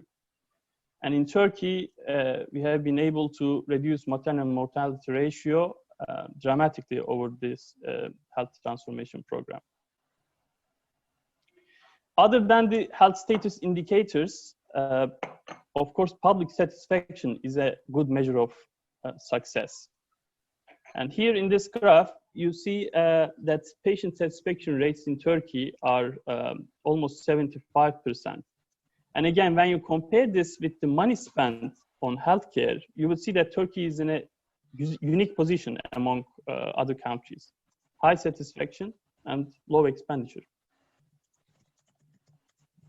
Last but not least, I want to talk about financial risk protection.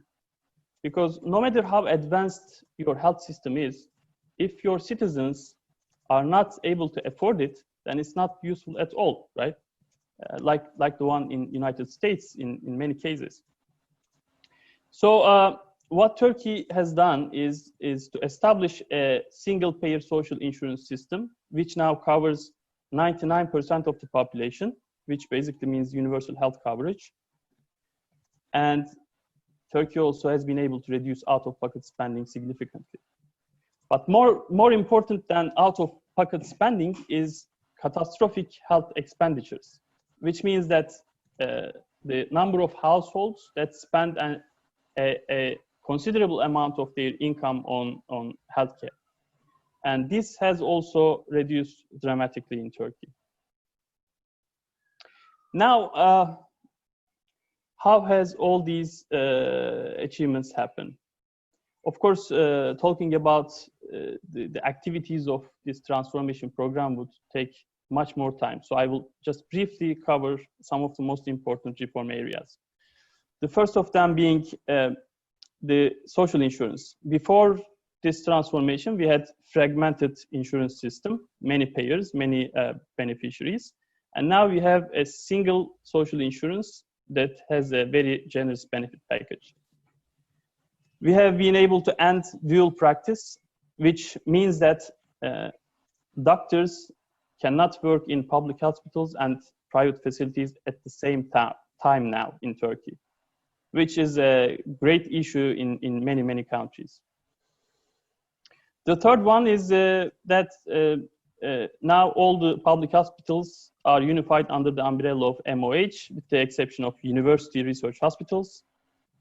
We have established a very well working family medicine system. We use performance-based payment models at all levels of care for all kinds of healthcare professionals. Our emergency transport services have been improved a lot. I'll just give you an example. Now Turkey has air ambulances, literally planes and helicopters, that would lift Turkish citizens from any country around the world, bring them back home for their treatment, and all of these would be free of charge. We have now advanced information systems, including the first of its kind, a drug track and trace system that's being replicated by other countries now. And finally, we have expanded capacity, renovated old hospitals, and installed equipment with cutting-edge technology, which means major investment in infrastructure, obviously. But in order to do so many things in healthcare reform, you need money, right? So how do you raise funds? The first thing that comes to mind when talking about funds is to increase healthcare budgets. But we all know that, like my dear colleague, Mr. Davy mentioned a few minutes ago, it's very difficult, especially in times of crisis, to increase budgets. But there's another way. In addition to getting more budget for Ministry of Health, you can reduce healthcare expenditures. And this can be done majorly in two ways. First, it is possible to reduce healthcare needs if you have a well-established, efficiently working primary care system like the one in Turkey. You would be able to prevent diseases and more costly procedures at the hospitals. Same goes for health literacy and promoting healthy lifestyles, which are in progress in Turkey right now. And the other ways to reduce the expenditure, I would say, is to control costs. But it's never a good idea to cut the services because people need these services. So what you can do is to increase efficiency. And Turkey has been very successful at doing this through a few different methods, such as optimal HR allocation using performance-based payments, and of course, employing public-private partnerships. Before I go into details of PPP projects in Turkey, let me just talk about how to do PPP in healthcare first. This is also mentioned by the previous panelists, and I want to reiterate that PPP is more difficult for healthcare compared to other sectors. So it's always important for any government to choose the correct level of private sector involvement, as well as developing tailored PPP models. And while doing these, I think three things are very important. One, you have to have a strong emphasis on local context. Second, you need experienced advisors in different fields. And third, you should get the know-how from other successful examples. And obviously, today we are trying to do that. In Turkey, what we mostly use in the healthcare space among these different modes of PPPs are BOT or BLOT, built lease operate transfer type arrangements, as well as service/management contracts. And I would like to talk about these in a minute. The PPP journey of Turkey in healthcare actually started with some relatively simple procurement from the private sector, such as catering, cleaning, security contracts, which are happening all over the world. But over time, as the private sector accumulated experience and the Ministry of Health has built know-how and confidence, Turkey has started to use a bit more complex models of partnerships, such as getting radiology and lab services from the private sector. And we also have, as I mentioned, excellent air ambulance services, which are based completely on a PPP model. We have other things such as call centers, sterilization, and geography services that are being provided by private companies. And obviously, the most important being the construction of and operation of new hospitals. Let me just briefly cover the business models of these applications. For laboratory investigations and medical imaging services, I call them PPP because this is not direct outsourcing in Turkey. What the public hospitals do is, for instance, for medical imaging, they provide the available space for the companies. The companies set up their MRI, CT machines. They get a certain level of service guarantee, demand guarantee, and they are getting paid on a fee-for-service model. And this partnership model has been so successful that almost all of the MOH hospitals are now using it because of the efficiency gains, because of the competition, and because of the benefits of private sector logic and financing, obviously. I'll just give you an example to show you the benefits of this model. This is a comparison between a real city in Middle East and the capital city of Ankara, which are identical almost in population. But in this Middle Eastern city, they have 188 laboratories for primary care, whereas in Ankara, we have only one central laboratory. And this one lab conducts almost 20 times as many tests as they have in this other city. And Ankara does this with only 65 employees, including 25 drivers, which are responsible for bringing samples from primary care centers to the labs. So basically, this means that a lab technician in Turkey is utilized almost 100 times more efficient than this other city in Middle East. This means lower costs and lower waiting times. In the medical imaging space, you see here before PPP and after PPP figures actually. In Turkey, the public hospitals had in total only 18 MRI machines before all these PPP models have been used. And now there are more than 300 MRI machines and more than 450 CT machines in public hospitals. And the average cost of medical imaging to the government, it has reduced significantly, almost 3 times. Again, efficiency, competition, private sector logic. In the hospitals, the PPP model used in Turkey includes many things, all the way from construction and equipping to facility management and provision of medical support services.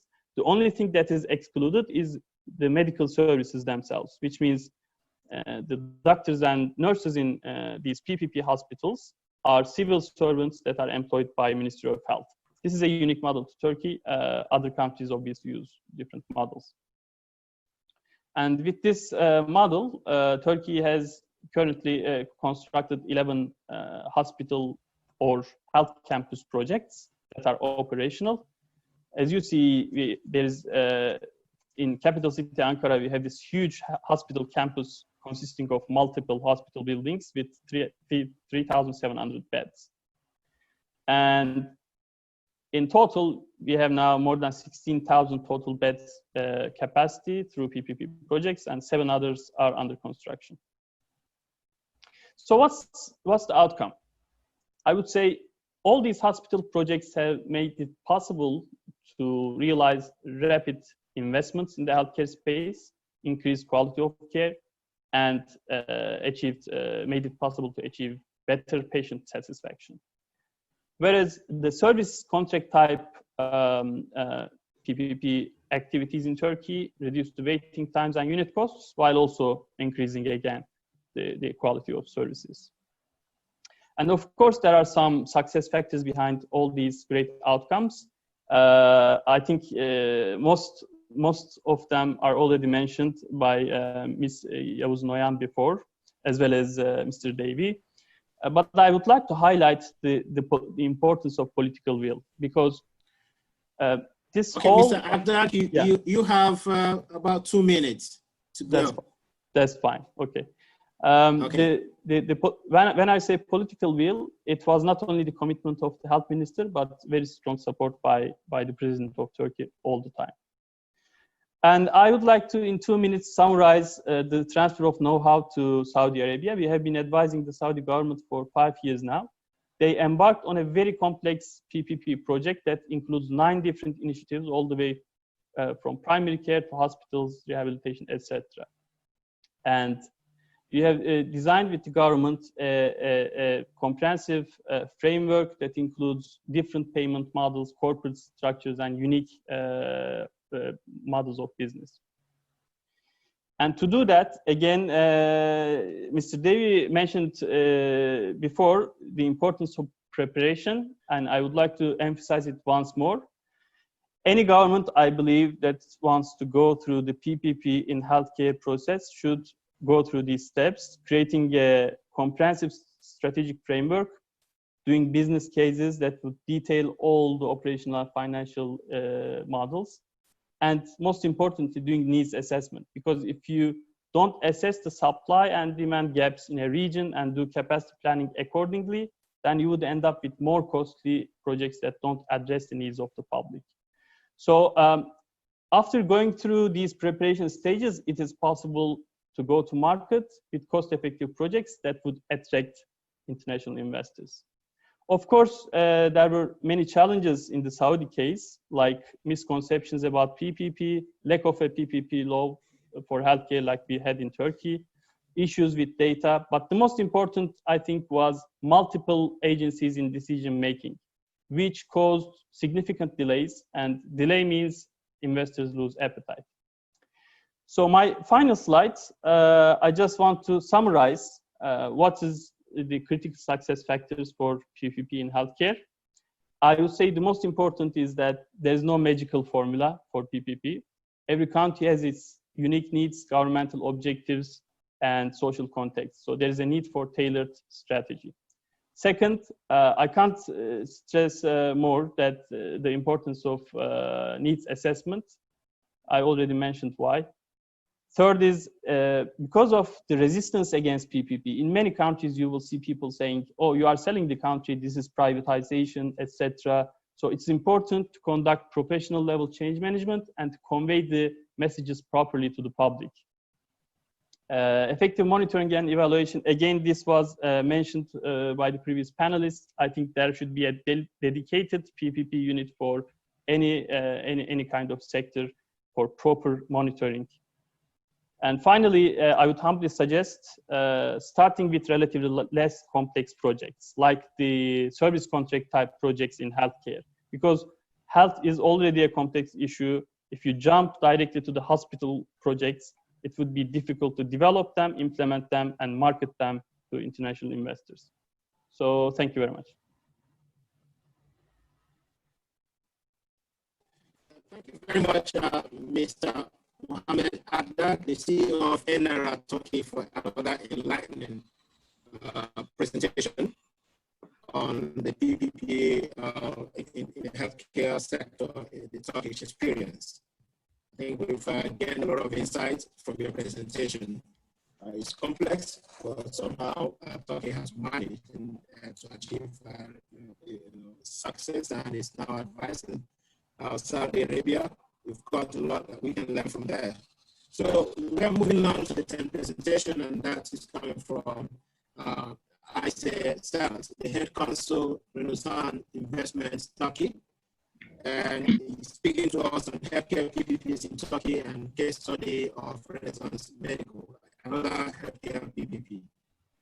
Please unmute yourself and take the center stage, please. Okay, can you hear me? Yes, we can. Okay. Hello, everyone, dear honorable ministers, dear speakers and participants. It is my pleasure to be a part of this webinar for myself and also for my company. Good. Sorry.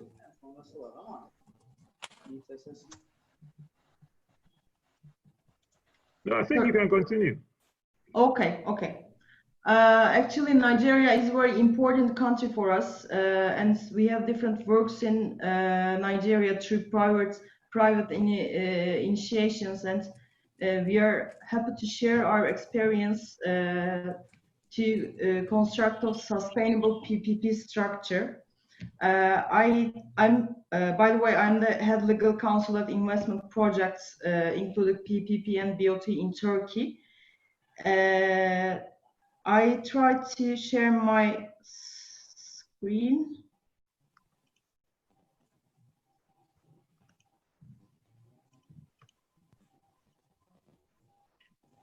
Okay.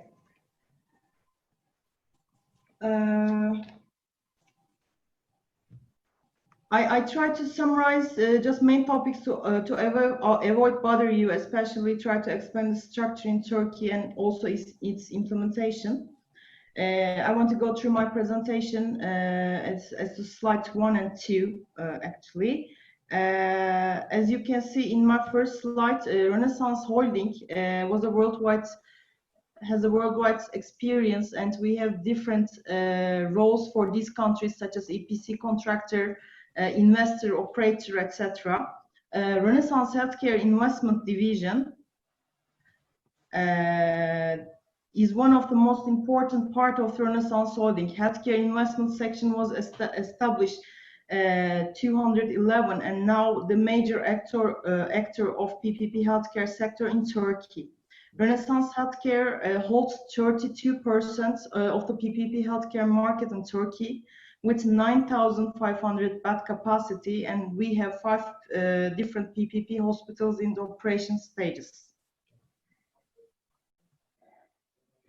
As mentioned, Mr. Akta before, Ministry of Health set the health transformation program to realize its goals to renew the health system.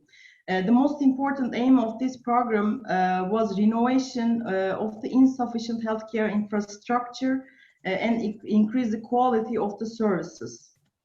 As you know, in PPP model, the determined services has been rendered by the private partner, and it increases the efficiency and flexibility of the hospitals. Because private partner replies the demand of the authority quickly, of course in line with the project agreement. To achieve this goal, Ministry of Health has been supported by external councils. This is very important. To prepare the project documents and the structure of tender and liability, etc. The structure and the terms of the project document is very important in terms of bankability points. This also explains the same for this reason. Okay. So accordingly, in Turkey, the renovation process started at 2003, and we have enacted the first legislation in 2005. It is a very simple article, and since this is not sufficient to meet the needs of the system, a new law enacted in 2013. As of now, we have used this law for the healthcare PPP projects. The new legislation set forth clearly the framework of project agreement and FX protection. Currency protection. By the way, currency protection is already accepted for the project realized before the new law, because it is a very important point for the foreign investors. I have another slide to summarize all bankability points, so I do not want to duplicate my explanations.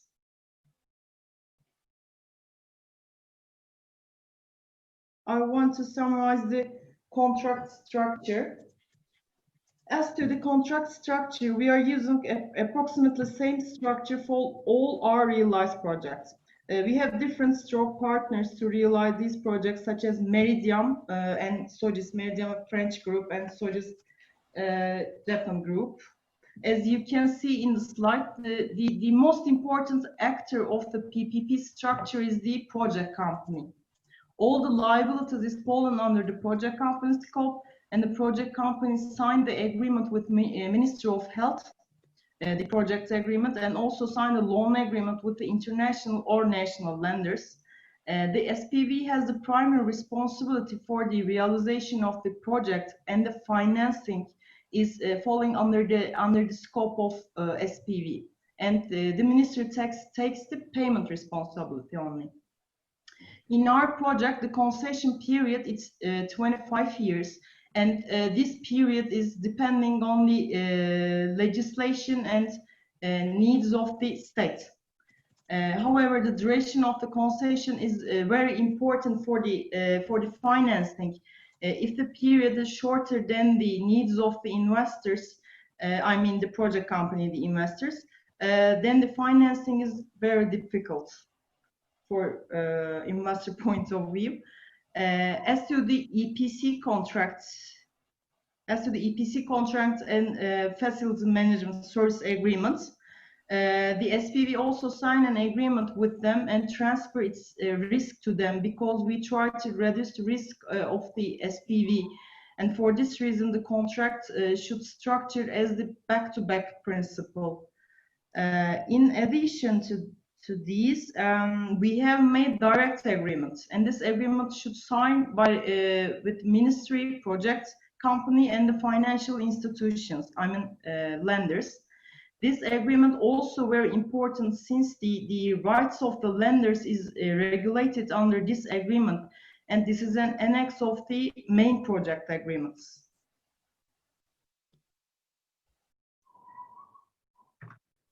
Okay, it's the same one. This slide is related with the payments. You can see the highlights of the payment conducted by the Ministry of Health. They have made two different payments, the service and availability payments. The most important part is the payment is guaranteed by the ministry, and it is implemented the adjustment mechanism for both payments. So the availability payment and service payment is started at the beginning of the operation periods. Before that, the Ministry of Health are not liable to make any payments. I believe the most important slide is this one, because to set forth this sustainable PPP structure, the most important issue is bankability points for both the governments and the international finance institutions.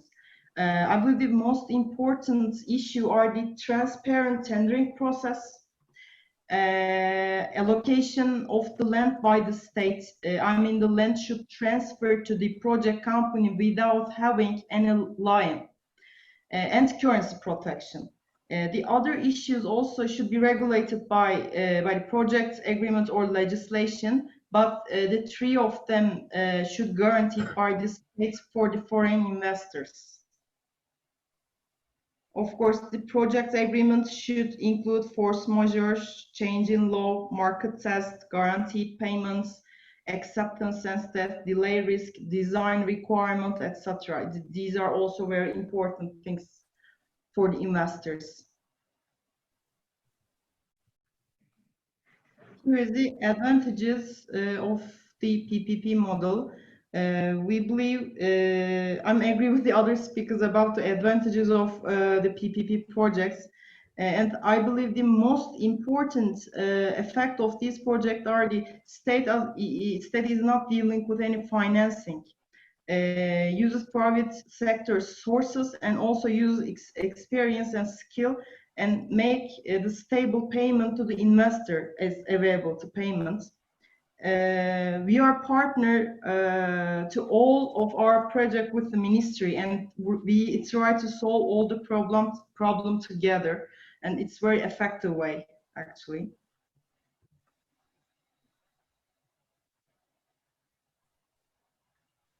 Here is again advantages. In addition, the construction stage is more effective and short comparing to the state-owned project, I mean conventional projects. You can see a conventional cash flow and PPP cash flow in this slide. I try to compare these two different structure in terms of cash flow, and PPP cash flow is more efficient and beneficial for the state.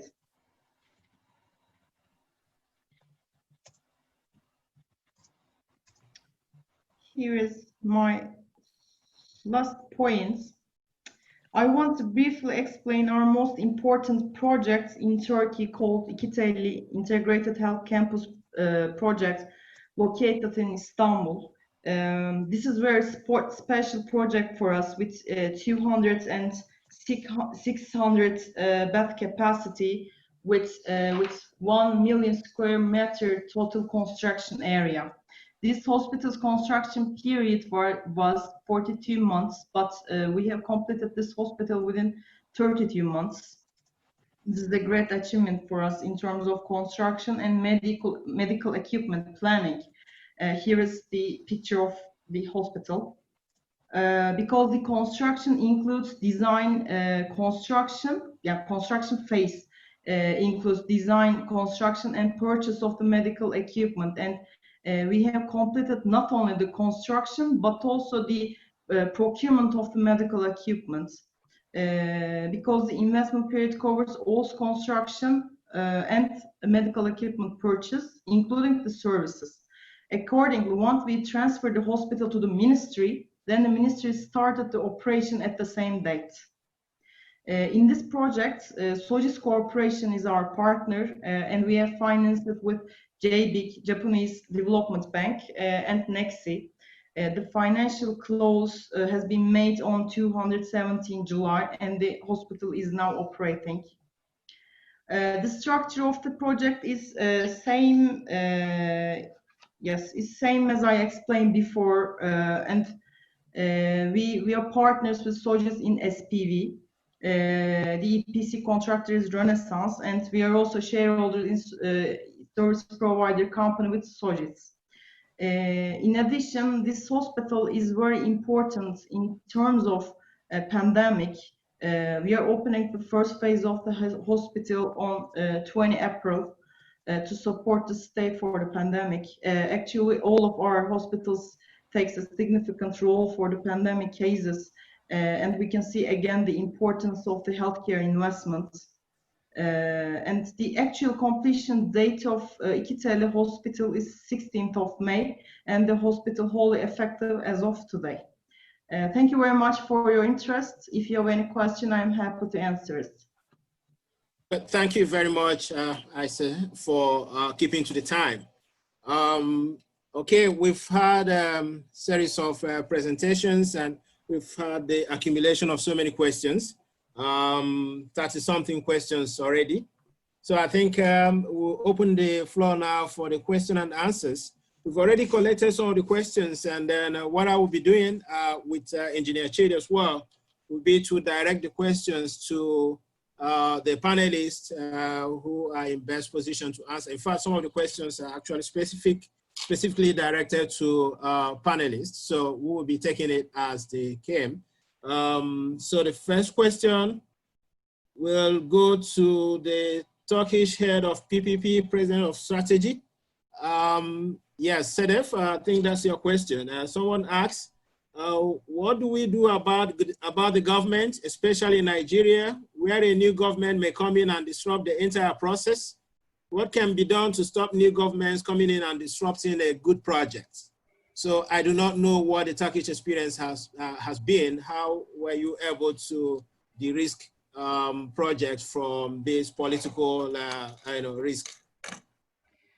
Well, that's the reason I stressed especially on the strategic documents of Turkey. The development plans are independent from the governments that are coming and going. They are the documents of the General Assembly. And all the priorities are, political priorities are defined in those strategic documents like development plans and 3-year medium-term programs. And the annual investment programs are also shaped accordingly. So in fact, Turkey has its own map on what kind of projects to achieve to reach those goals. That's why the governments that are coming and going are not making too many differences on that. A government's priority may be a bit different than the total state's priority, but it's not, it's an exception. So generally, with the 5-year development plans and the other strategic documents, what kind of projects will be achieved are defined, and that doesn't, how can I say, that doesn't let any kind of flow in the, any kind of disruption in the flow of the projects. So the governments do not make too much difference. And of course, Turkey had a chance of having the same government for 18 years. That was a chance, but before that, again, we had very successful PPP projects with 2 or 3 parties together in governance. But you know, the needs are always needs, and you have to make those investments, whoever the government is. Okay, thank you very much. And this is to all panelists. If you could check the question and answer. Dr. Bongo, I think I can see Professor Davy raising his hands up. Okay, raising his hand. He wants to make an intervention. Great, okay. Just a very quick one to follow up on that. That's one of the questions I've been asked in at least 50 countries, maybe more. And the answer is, if you really want long-term socially beneficial investment, all parties need to very openly agree to the basic policies of long-term finance. An average PPP program will last 5 administrations, and you ain't going to get any serious big money unless all the parties agree to that. And then there has to be legislation that makes sure it happens. Now, that's not always easy to do, but it is one of the most important things if you want to improve investor confidence, which is something that, again, Chidi and I talk about a lot, but that would need to be the case. It will need all parties to be broadly aligned to the policy.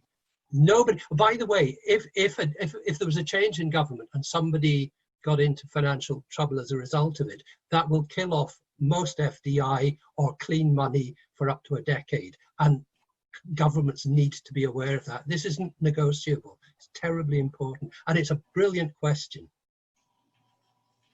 Okay, thank you very much. The next question goes to Engineer Izuwa, the DGICRC, and it's coming from Muyiwa Akin Yosoye. He asked, question for Chidi: how ready is the federal government of Nigeria to divest from state-owned federal roads to allow entry of the private sector under a PPP arrangement? Certainly an avenue for institutional investors, pension fund managers, etc., entering into the Nigerian market. No, I think the Minister of Works addressed that. I Exactly. mean, we've got a huge HDMI program that's coming up, and I mean, something really tells me about the ambitions of Nigeria being very big. I mean, Turkey has got 774 kilometers of road under PPP. The first phase of the HDMI is focused on 2,500 kilometers of highways across the country, 10 critical sectors. So we're doing that. And just like the minister said, ICRC, the Federal Ministry of Works, and LBS CIPRA, on the 25th of June, are having a very important webinar on this particular subject. And I think that the minister is up, and he may want to add a few things. Honorable Minister, please, I think this is really your question, and I'm sorry for jumping in. Okay. I'm handing over to if you're still around with us, I think he's still here. So maybe he would have something to chip in.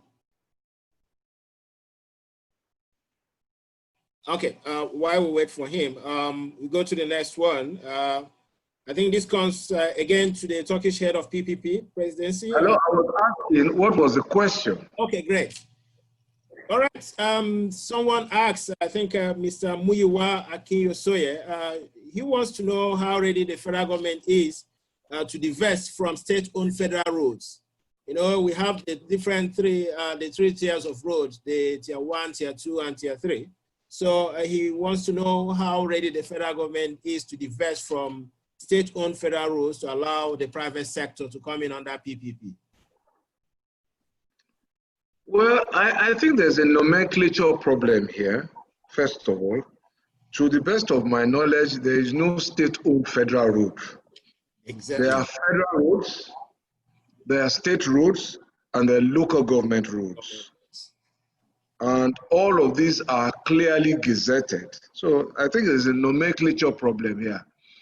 And I know that the Federal Highways Act allows the Minister for Works to designate state routes as federal routes and designate federal routes as state routes under certain conditions. So I think there's a nomenclature problem here. Okay. I'm sure that Muyiwa is, you are listening to us, so maybe you may want to reframe your question. We have actually a longer period for question and answers at the second phase. Okay, the next question to the Turkish head of PPP. How is maintenance considered in any of the Turkish projects, and what efforts are put in place to ensure that maintenance is sustained?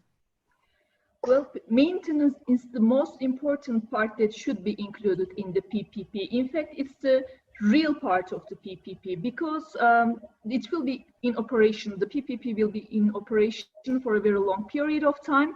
And if the SPV does not invest in a qualified way, then the maintenance costs will go up. That's why we are using long-term contracts where the maintenance is also on the SPV. And at the end of the operation period, the SPV is responsible to give the infrastructure in good form to the public. So without maintenance, PPP would have no meaning.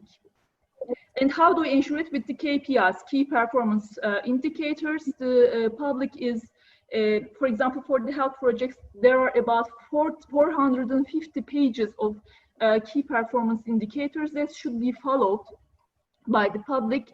And if the private sector, the SPV, does not make the necessary maintenance, then some money from the available payment, some deductions are made from the available payment, up to 20% as far as I know. And also that's the same for the other infrastructure, transport infrastructure. So too, it's the public's responsibility to follow up the performance of the SPV and give penalty if necessary. But without maintenance, PPP would be totally unmeaningful. Okay, thank you very much. So we go to the next question from Oluwadare Joshua Oyebode. He asks a very general question. Why do we have issues with PPP projects in African countries? How can we overcome challenges with PPP? What are your recommendations in order to have successful and quality projects and healthy relationships between the private and the government? I think this is a general theme for this webinar, so which is the reason why we are calling in the Turkish experts who have achieved success to really educate us on how we can go about all this. So I'll go to the next question. Of course, we'll be looking at this as we proceed. From Olerowaju Stephen. How do we sustain PPP in an insecure environment like Nigeria? And the question goes to the DG, Engineer Chidu Izuwa.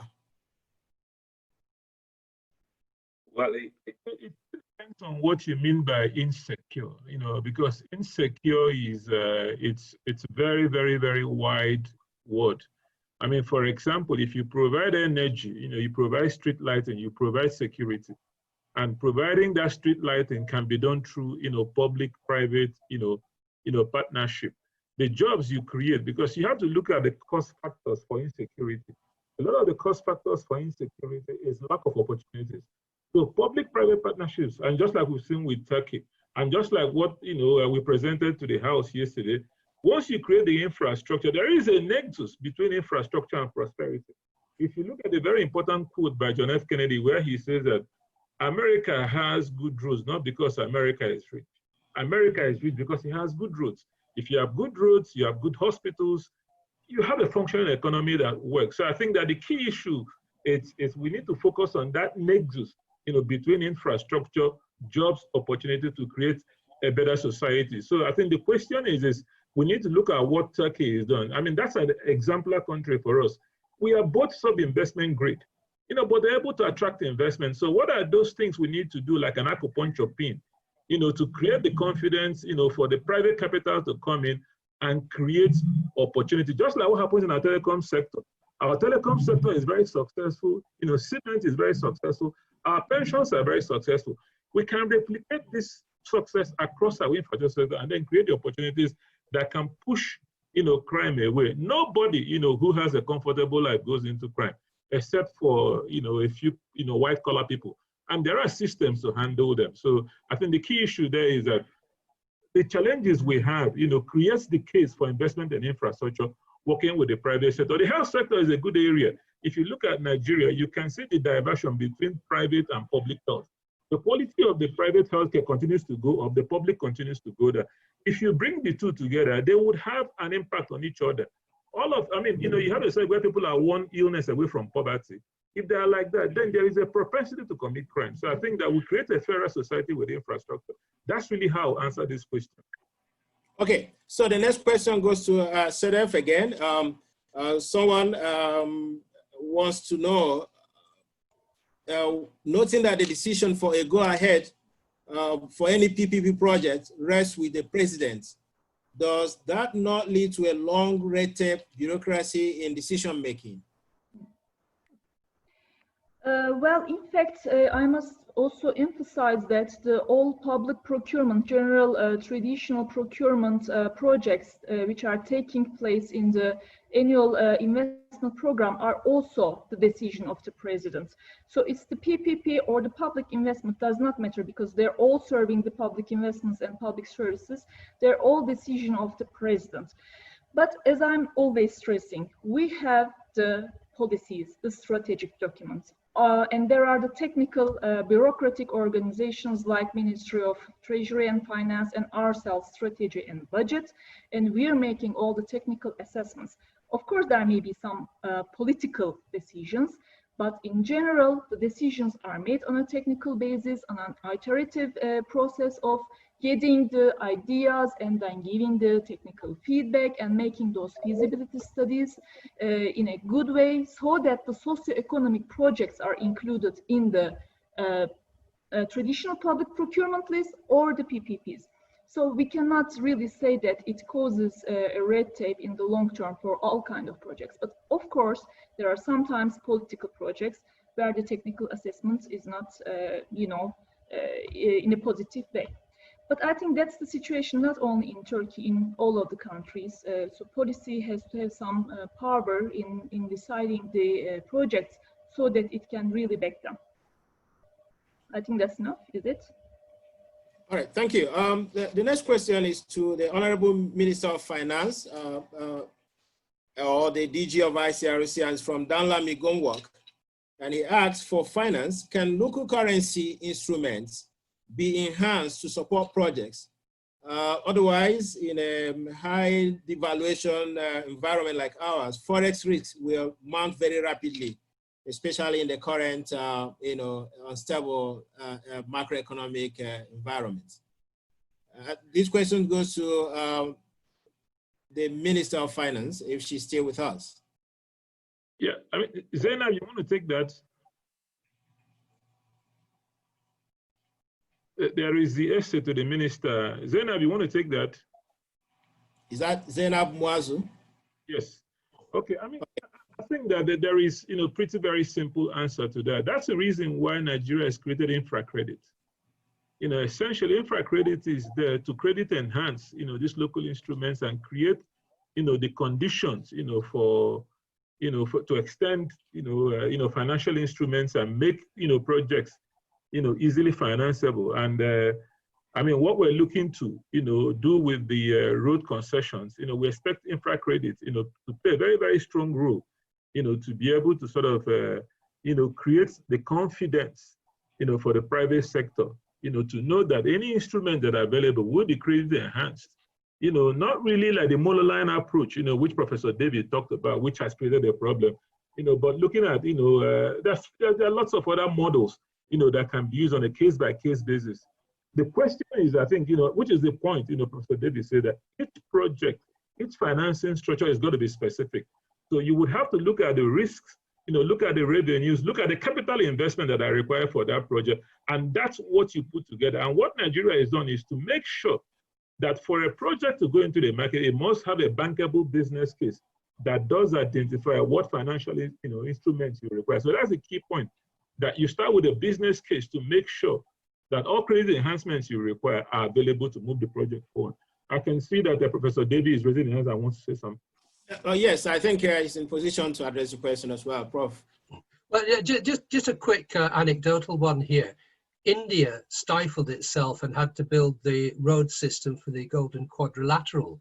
Didn't have the money, so it decided to do PPPs. It knew they weren't viable at first, and there are all sorts of social post-Gandhi, very, very good social things there. So what they did was they created a viability gap funding on a decreasing basis for the first 10 years. So people went into, people like Turbo and Larsen, the giant Indian contractor, they went into it knowing they would get a minimum revenue irrespective of how many people went through the toll booths and so on. All these sort of models, that there isn't a single problem that Nigeria has that somebody else hasn't had, and it may be, whether it's Turkey or India or somewhere else, that you can find examples and adapt them and so on and so forth. So there are many, many ways of overcoming these things. It does take time, and nobody's ever written them all down, but that's where your experienced friends and events like this help. Let me just add something to what Professor David just said. I think the key target here is, like he has said, look, the experiences around the world. And like I always tell people, if you copy and paste, that's imitation. I think what Nigeria will do is like what we've done with Turkey, what we'll do with Brazil, do with everybody, we copy, mix, and paste, and that's innovation. And we've created a new way that fits for purpose for Nigeria.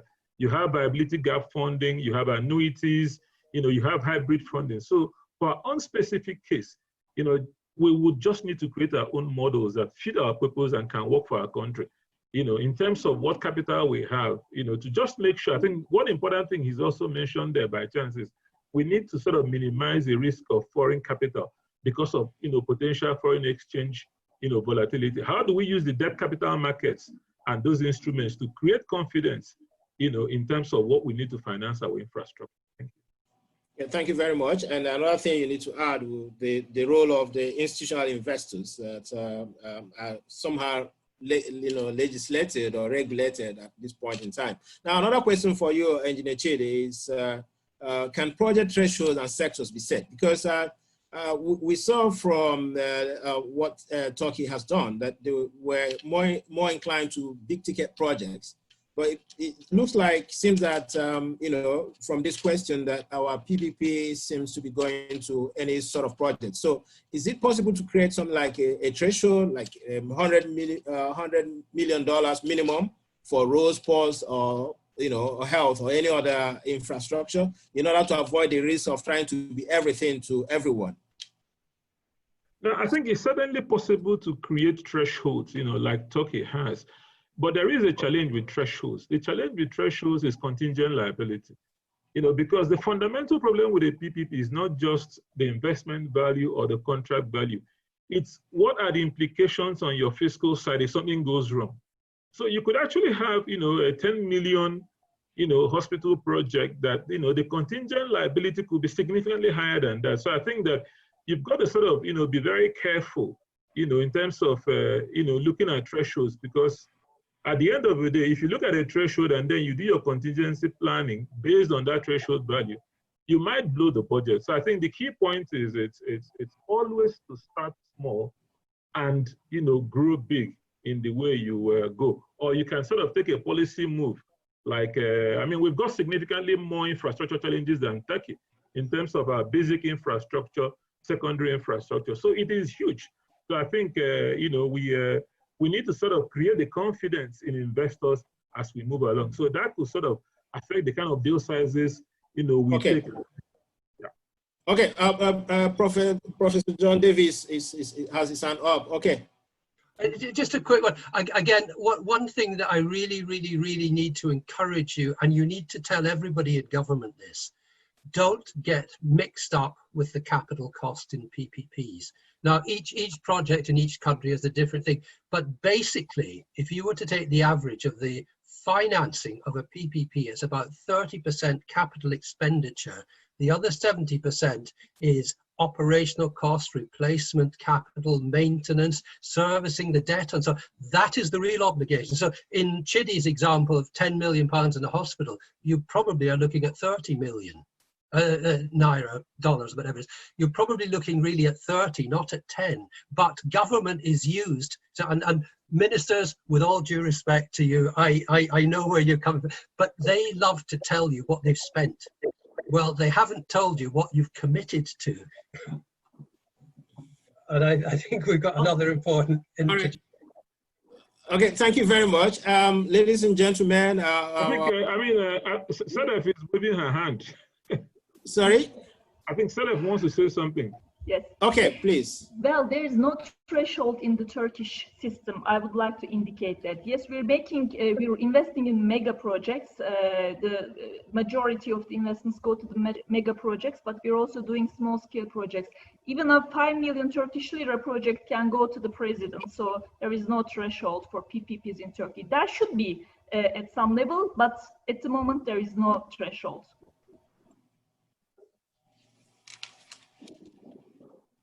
Okay, ladies and gentlemen, that's the much that we can take now. The questions are still rolling in. More and more questions are coming in. And I think at the end of the day, we'll have more questions that we will have time to answer. But I promise you that all your questions will be addressed since you registered and we have your email addresses.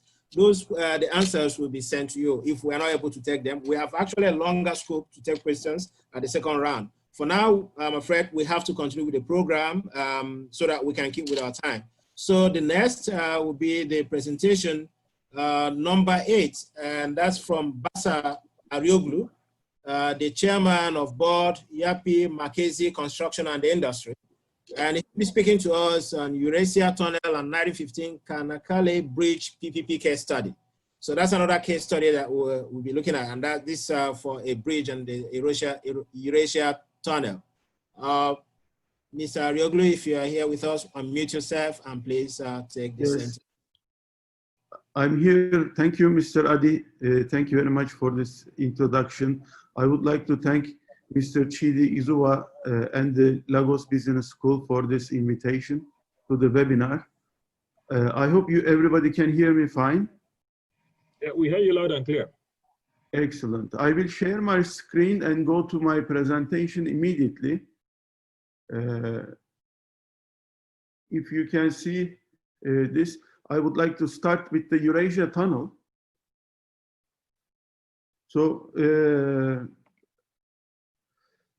Eurasia Tunnel finds itself on the southern side of Istanbul, on the nearly on the shores of the Marmara Sea, and is connecting the continents of Europe and Asia. And it is when it opened, it was the third and maybe fourth crossing on the Bosphorus for cars, because the third bridge and the Eurasia Tunnel were opened nearly at the same time. This project is a build, operate, transfer project with a total investment value of 1.3 billion. The traffic capacity theoretically is 120,000 cars per day. Concession period, which was determined through a tender, was 29 years, and the construction period was 47 months, which was achieved. Officially, it was 55 months in the tender documentation. So we had an 8 months early completion in this project. The important part of the project is, of course,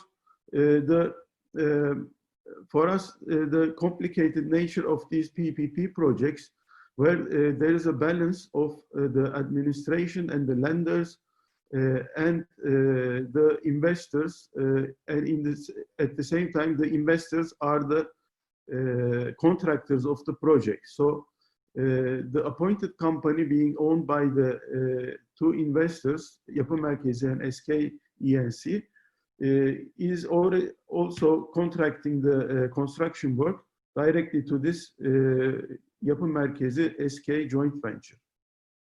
In this project, of course, we have a lot of third parties and advisors advising the lenders, the administration, and also the appointed company.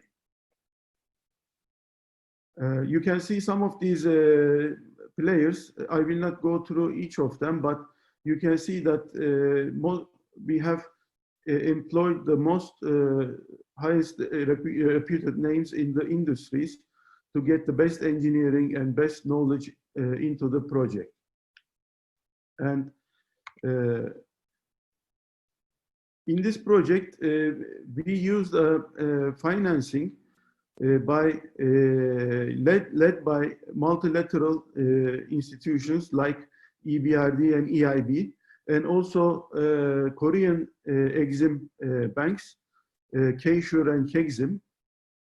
And using this kind of financing, which is basically 100% funded from outside of Turkey, requires a very detailed environmental and social impact assessment, which was done to determine the impact of the project on the environment and the society in general. But this project, being a time saver and also a project to reduce the traffic congestion in Istanbul, has a lot of positive environmental benefits. And also, this being a tunnel, the project has almost zero effect on the beautiful silhouette of the historic Istanbul.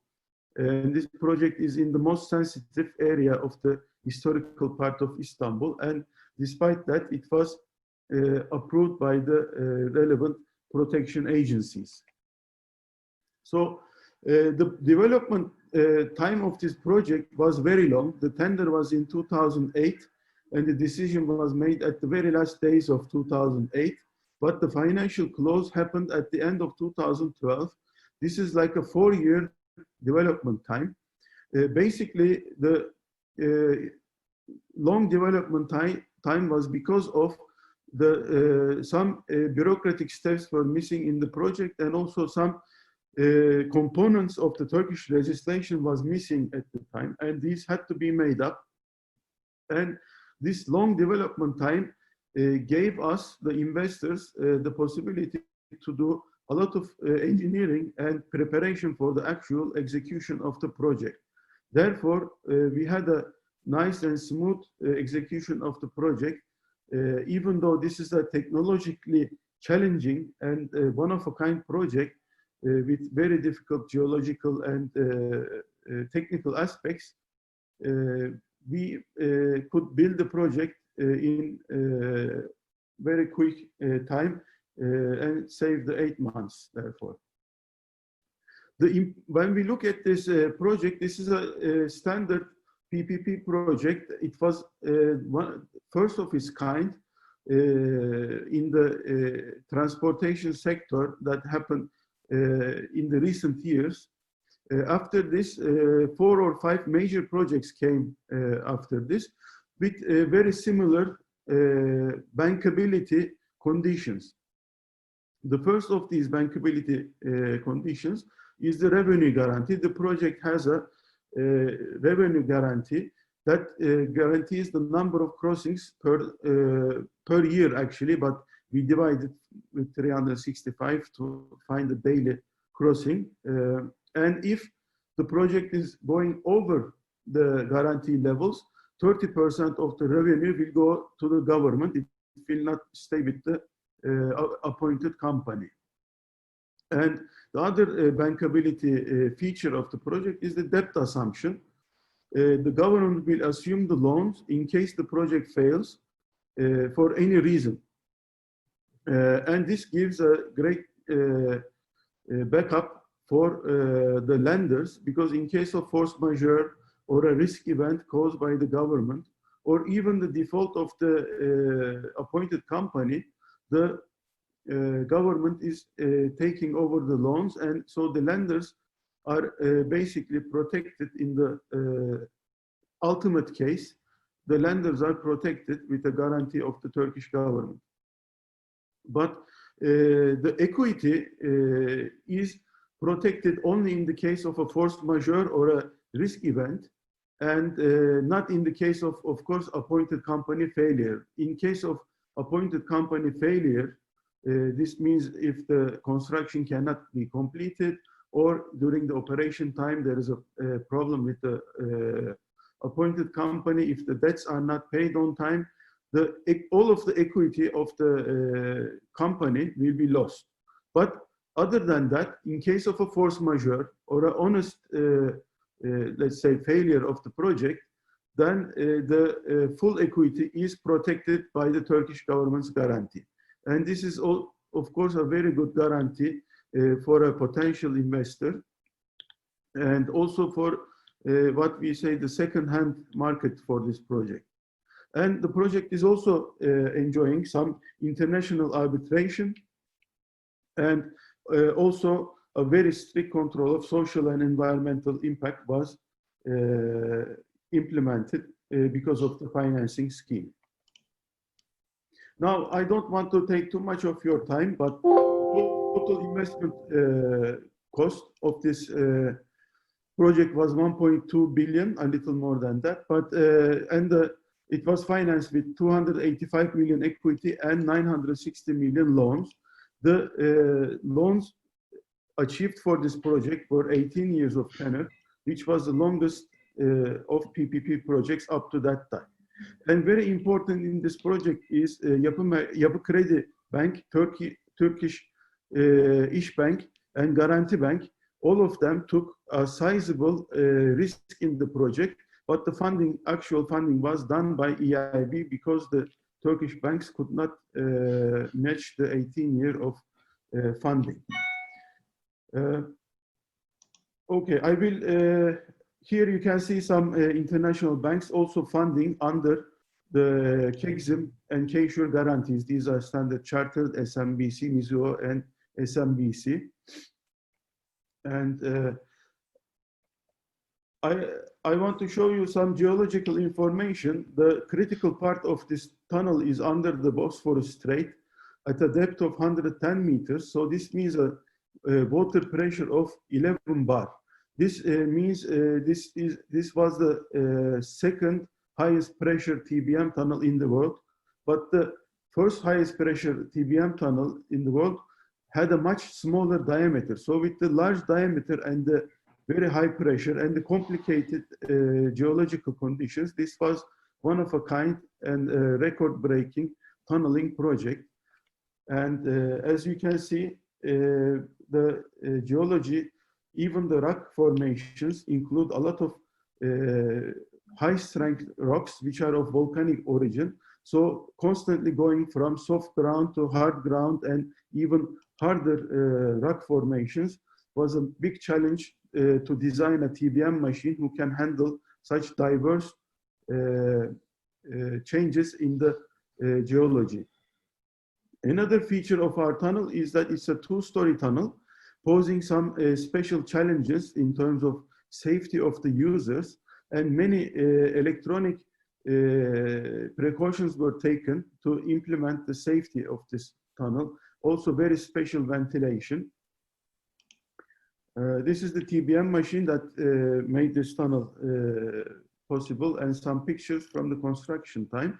But due to time constraints, I will pass these. I want to talk one sentence about earthquake. Istanbul is very close to a very active fault that can generate more than magnitude 7 earthquakes, and therefore the tunnel had to be designed with very high seismic standards. To implement the safety of the tunnel, we ran computer simulations of the ground formations, and we determined that between the soft marine sediments and the hard rock formation, there was some changes of movement which caused some high stresses. In this picture, you can see the high stresses without the seismic joints that we implemented. To mitigate and reduce the stresses on the lining of the tunnel, we implement the seismic joints, which were first time ever used in such a setting. I think we have more than reduced more than 50% the possible stresses on the lining to ensure the safety of the structural system. You can see the seismic joints, which are made of steel and concrete composites, and this ensures the safety of the tunnel during the earthquake. And this project also used a very high state-of-the-art TBM machine, which had many technical features to help us navigate the difficult technical challenges of the project. And at the end of the day, facing some challenges and facing some difficult days, we came through on the European side. We started on the Asian side. And after 49 weeks of drilling, we came out on the European side. The project is now working, and we implemented some aesthetic features because in a city like Istanbul, you cannot neglect the aesthetics of the project. Looking at the... Okay, Mr. Arioglu, you have 2 minutes. Okay. Now, thank you. Yes, I want to show you the operation, and you can see some complicated electronics. And this is the traffic numbers that we are seeing in the tunnel.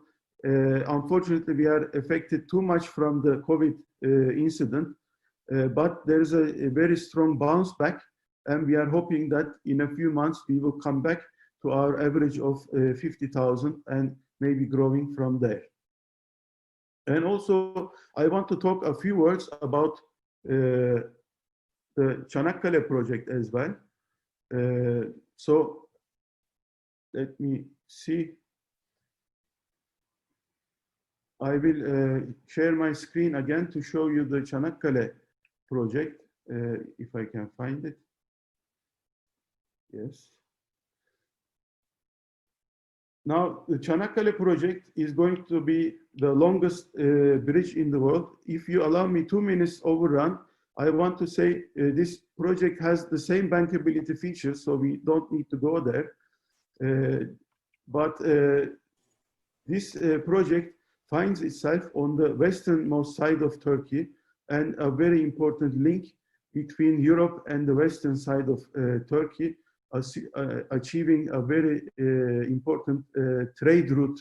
And this bridge is mostly for the trucks and the commercial traffic. This project was 3.2 million euros investment with 2.3 billion euros of credits and 900 million of equity. The 15-year term credits have a 5-year grace for the construction time, and the concession period is 16 years and 2 months. And this project was participated with 24 banks, and especially in a difficult time in 2018, we managed to close this important project with about 70% international sources, including Islamic facilities, Turkish bank facilities, Exim Bank covered facilities, and also international facilities. So overall 2.3 billion in 5 different branches. This project is now under construction, and it is going to be the longest bridge in the world. Now we are in towards the middle of 2020, and we have completed. I want to show you the current state of the construction, and you can see that we have completed the piers of the project, and now we are starting the cable pulling, and by the end of 2021, we will be almost ready to accept the traffic across the bridge. So I'm ready for the questions when the question time comes, but you can see some pictures of the construction.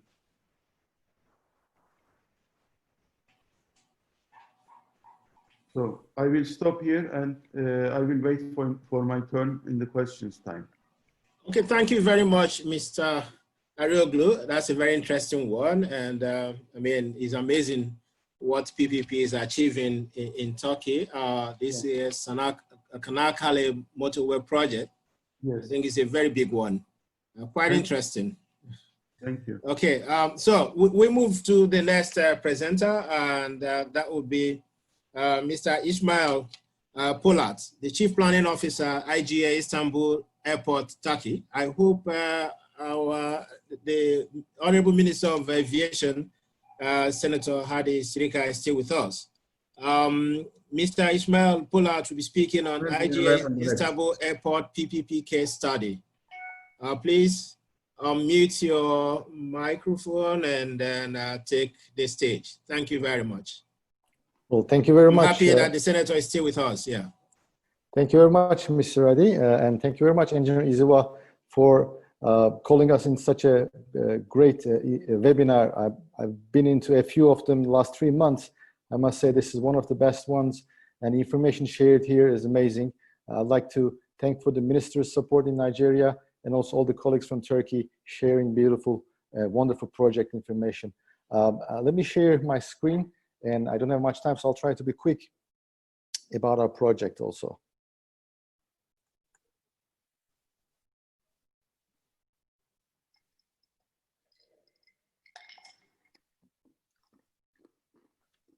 I hope you can all see that.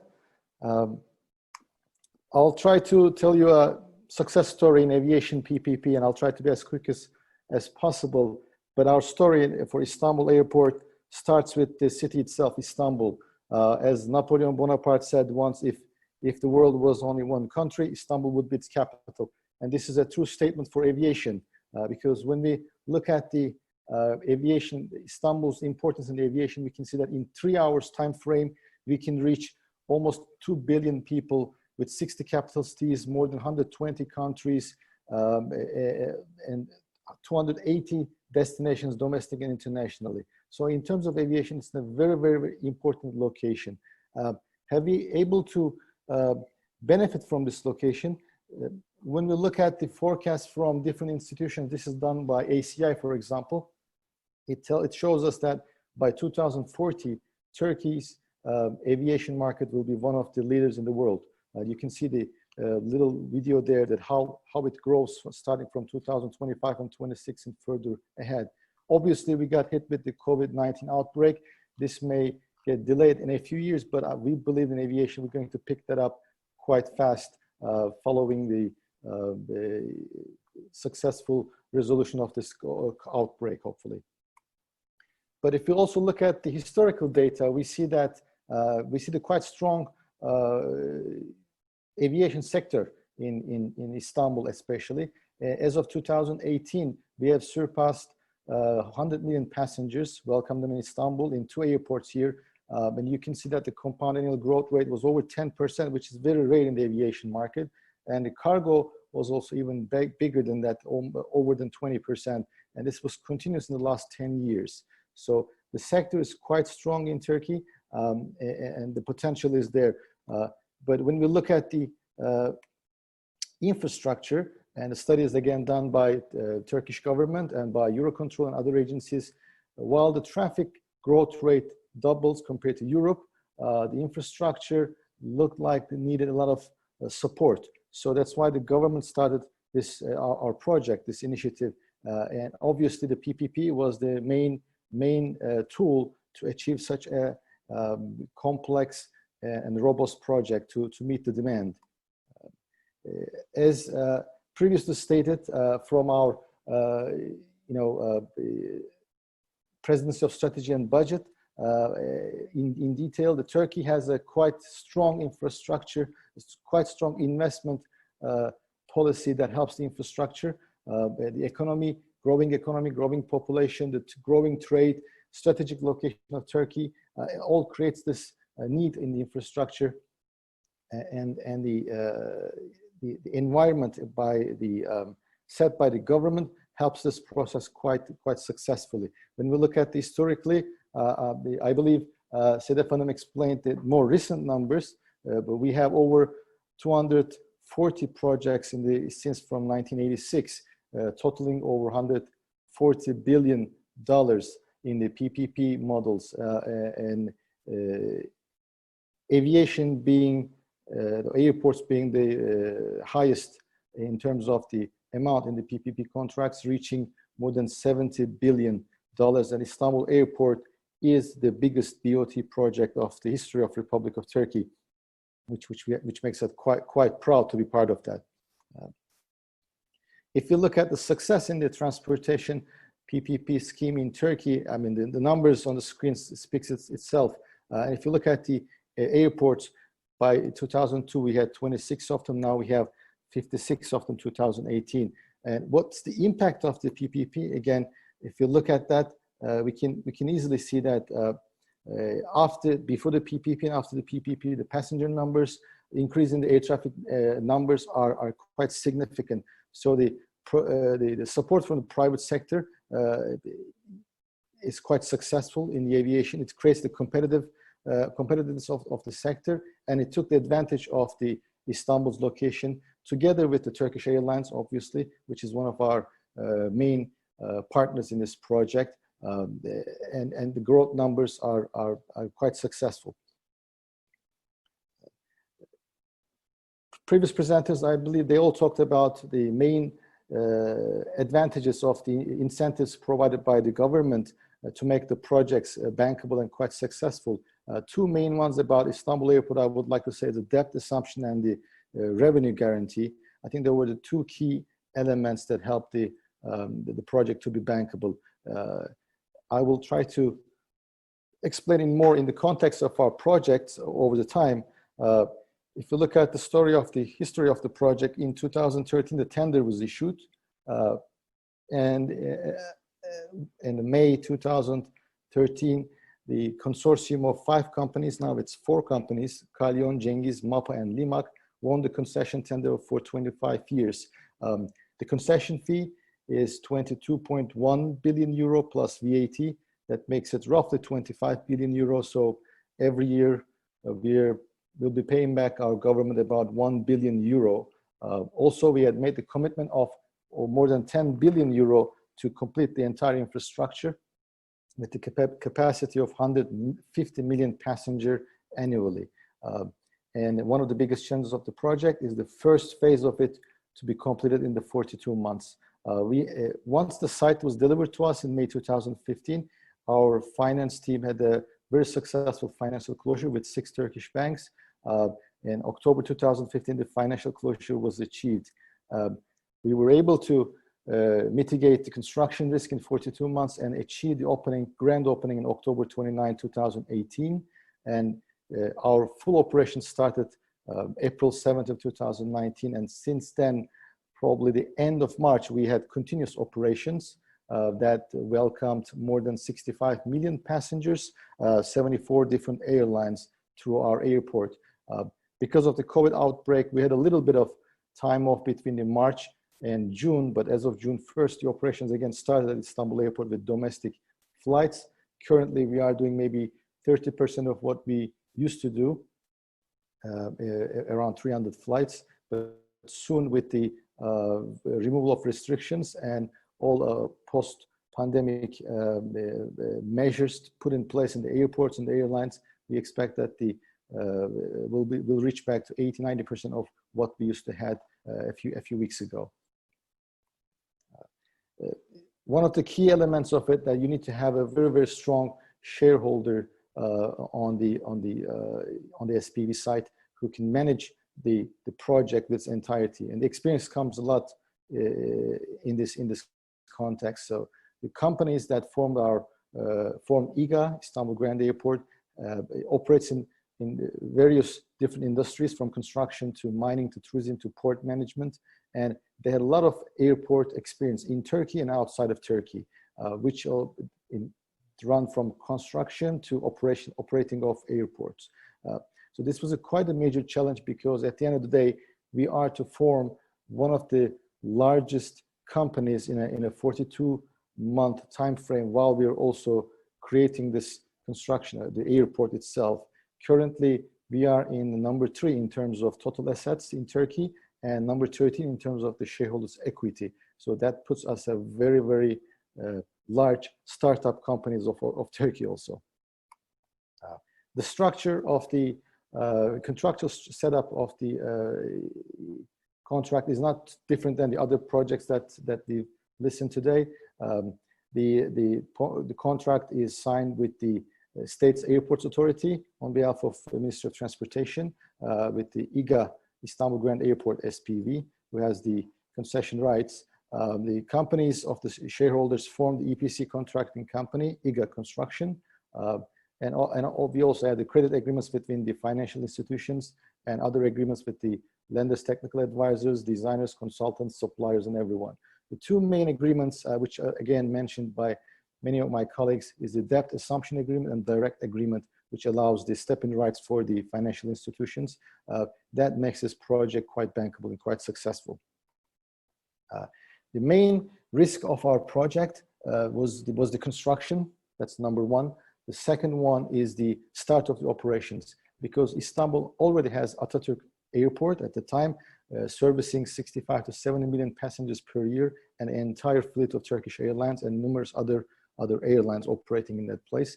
And everything had to move to the new airport, which we call it operational readiness and airport transfer. So these two main challenges were the biggest risk during the construction time frame. So we attacked these three issues, and I'll try to go through that very quick. The delivery challenge, we had to deliver this project in a stage of operation in 42 months. So that's a major challenge itself. The issue of scale, 150 million passenger capacity, had to be built in phases. Our first phase, which is 90 million passenger capacity, makes it again one of the largest capacity in the world in terms of airports. How we achieved that large scale with this delivery schedule, that was one of the major challenges. But also, as aviation enthusiasts, let's say, we also wanted to put the sense of place, the identity of Turkey, the hospitality of Turkish people into our airport. We just didn't want to create something just massive and cold, but make it as friendly as possible to make the journey of the passengers enjoyable. So those are the three main challenges. In terms of size, our project has 76 million square meter of area. This makes it one of the largest airport sites in the world. Compared to, you can see the comparison of several other airports. It's 7 times bigger than what we used to have at Atatürk Airport in Istanbul, for example. Obviously, in a project this size, had to be built in phases. The very first phase was the main terminal building of 1.4 million square meter, makes it the largest airport in the world. I believe the closest one to this size is about 800,000 square meter. 2 pairs of runways, so 4 parallel runways in the first phase to support the air traffic. Multi-story car park, about 18,000 car capacity, makes it the largest car park facility in Europe, and facilities that makes the airport operational, from air traffic control tower to cargo areas to fuel farms and a fuel port, reaching over total construction area of more than 3 million square meters. With the capacity of 90 million passengers, this phase has completed in October 29, 2018, and still in operation fully. And as Engineer Izuwa said in this beginning of his discussion, as of last night, actually, we have opened our 3rd parallel independent runway, also our 5th overall runway, making us one of the 18 unique airports in the world that has independent parallel operation capabilities in the world. So this major milestone achieved last night, so it's quite a new for us, and we're very proud to be able to share that with you first, with all our friends from Nigeria.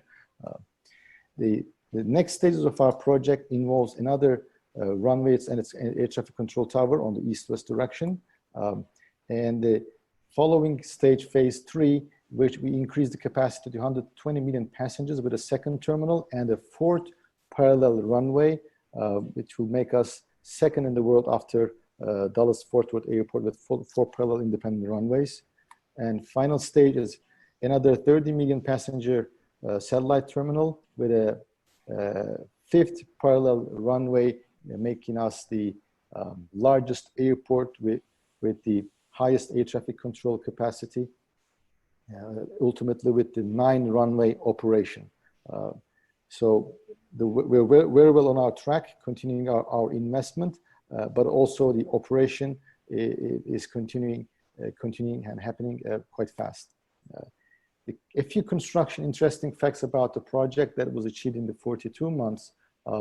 Entire terminal building is almost 1.4 million square meter, making it 5 Empire State Building floor areas. Amount of steel we use, 645 tons. We could have built 80 Eiffel Towers. Okay, Mr. Kola, we've exceeded your time, but it's a very interesting presentation that you're making, and we don't want to interrupt you, but we will appreciate it if you round up in the next 2 minutes. Absolutely. Great. And the size of the terminal just could include 18 Rome Coliseums under it, and it's fully operational at this stage. Last part of the operation start is the ORAT, Operation Readiness and Airport Transfer, that happened last year between 5th and 6th April. Planned in 45 hours to relocate the entire Istanbul Atatürk Airport to new Istanbul Airport. 12,700 equipment as well as 225 airplanes of Turkish Airlines moved in 45 hours to this new airport. Planned in 45 hours, but actually delivered in 33 hours, with a very successful aviation milestone achieved, and started full operation since then. I'd like to, while finishing the presentation, I'd like to share a few of the slides. Hopefully next time you visit Istanbul, you'll have the chance to see see these structures. And this is our air traffic control tower, designed by Pininfarina, who usually designs Ferraris, but this time he helped us to design the air traffic control tower. Fully electronic air traffic control tower, allowing us more than 1,500 air traffic movements per day. With our third runway now, it goes up to 2,400 movements. Our terminal building, it's one of the unique structures where we try to blend the Turkish Islamic heritage and Turkish culture, architectural culture into it. Although the size is big, a lot of amenities and an infrastructure put in place to help animate the journey for our passengers. Obviously, one key element in a project like this is the commercial space that available that could generate the income for a successful PPP project. And here are a few of the pictures right before the opening of our terminal building.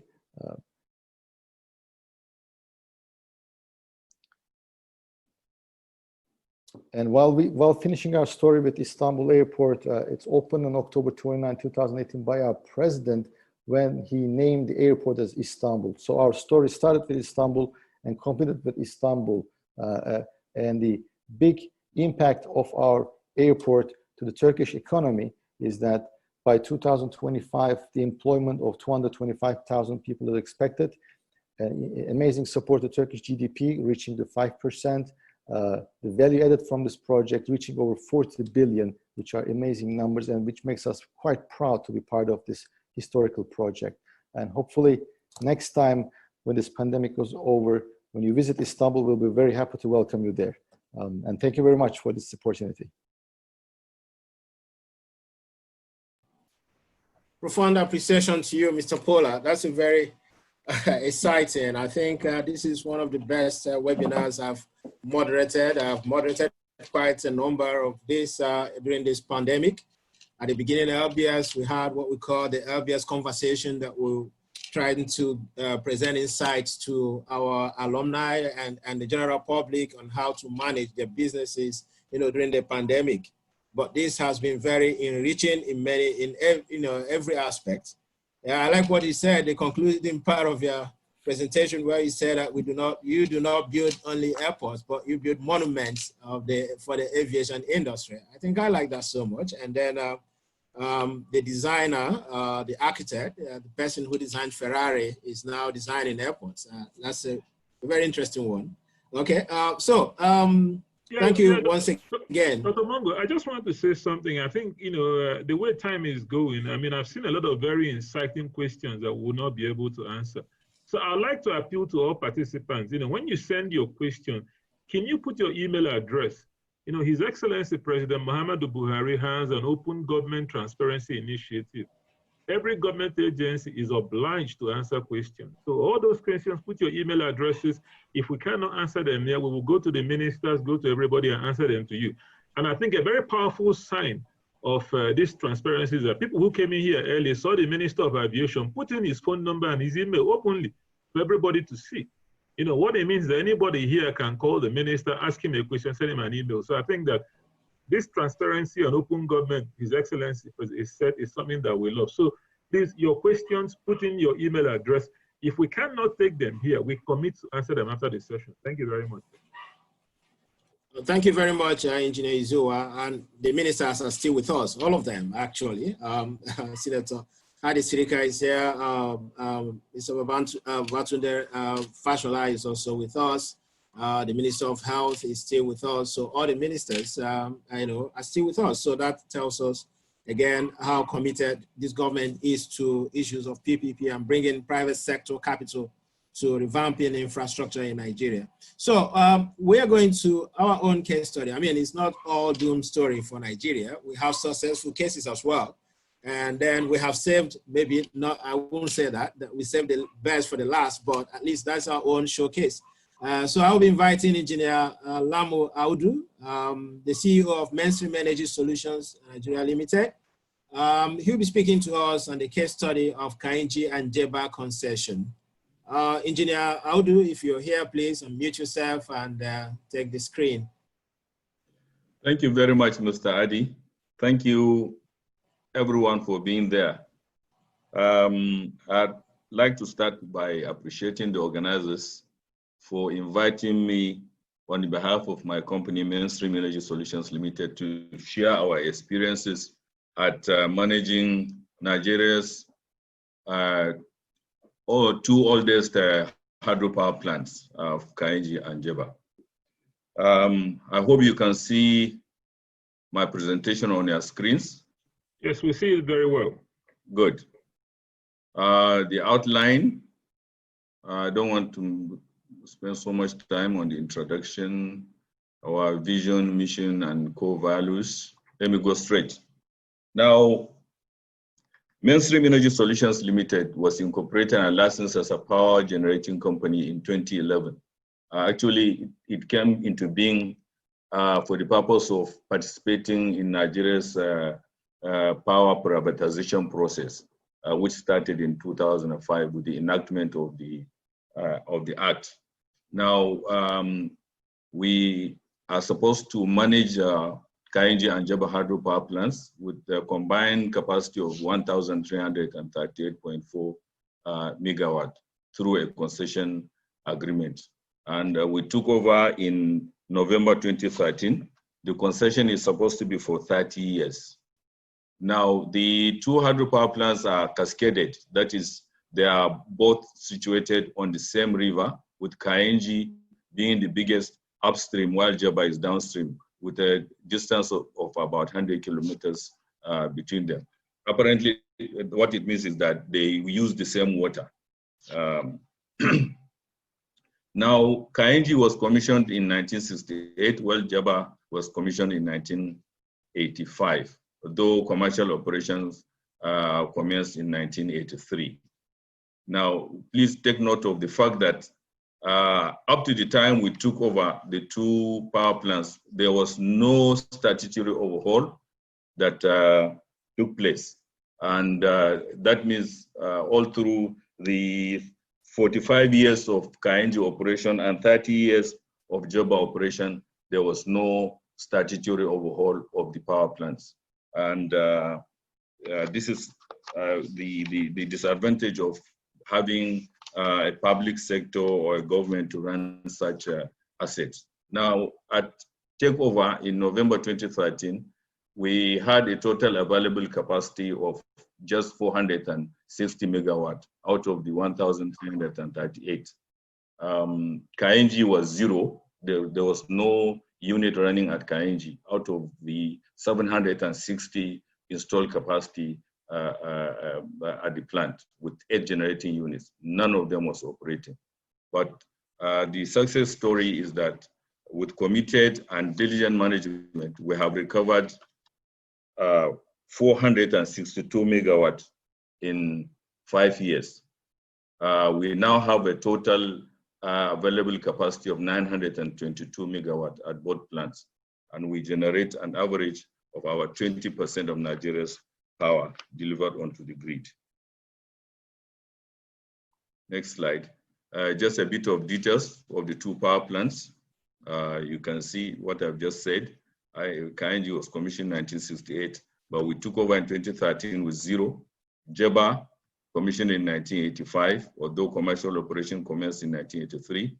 We took over those machines at 460 megawatt, but we had an upgrade of additional 22 megawatt, which made us to be at 482. Now, issues and challenges. That's at takeover. We had serious problem at the initial stage. Even to take over was an issue. The unions and other stakeholders were really very skeptical at even allowing the private sector to run such facilities, despite the fact that the inefficiency at running those facilities were very glaring. So we had serious challenges and serious regulatory inconsistencies at takeover. Now, we also had, and is still ongoing now, issues with the payment of our invoices right at the beginning.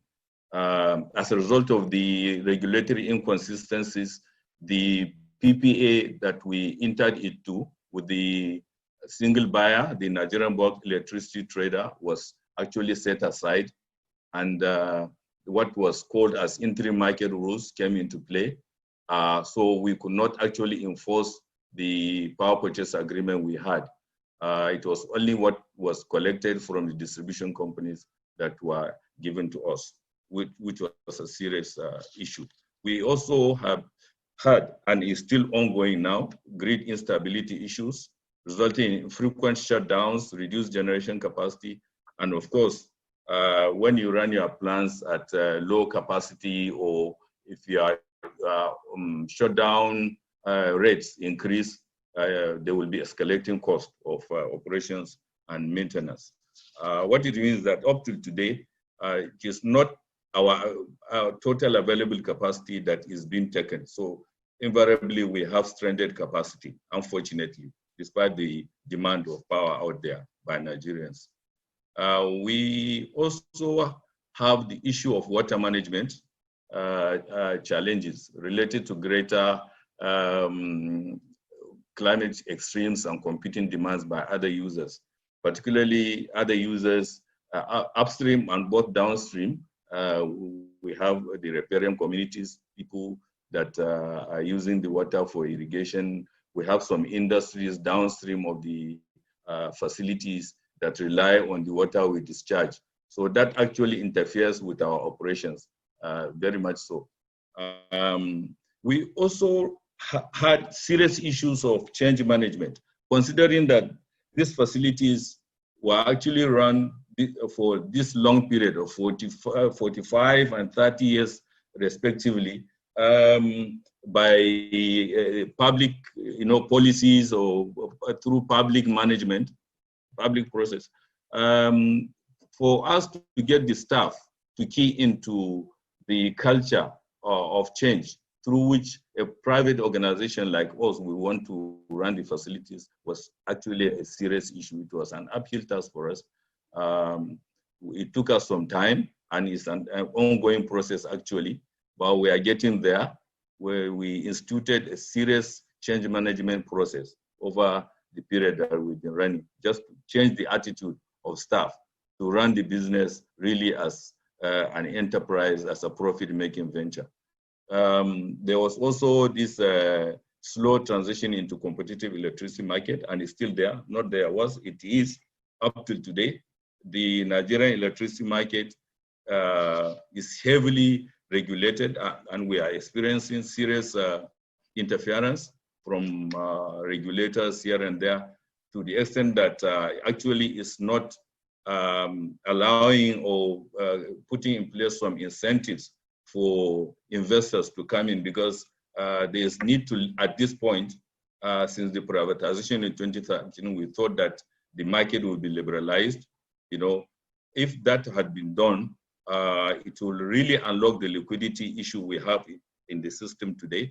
And definitely, again, the issue of stranded energy or capacity will not be there, because the demand is there, but because of market issues, the distribution and transmission issues and all that, we are not getting our energy being evacuated, and even the much that have been evacuated and utilized, we don't get our invoices settled. So I think with the liberalization of the sector, it will allow us to reach out to Nigerians that are either underserved or are not being served at all through bilateral arrangement to enable us sign power purchase agreement with would-be users, even heavy users like industries that are mostly now self-generating, which is very unfortunate.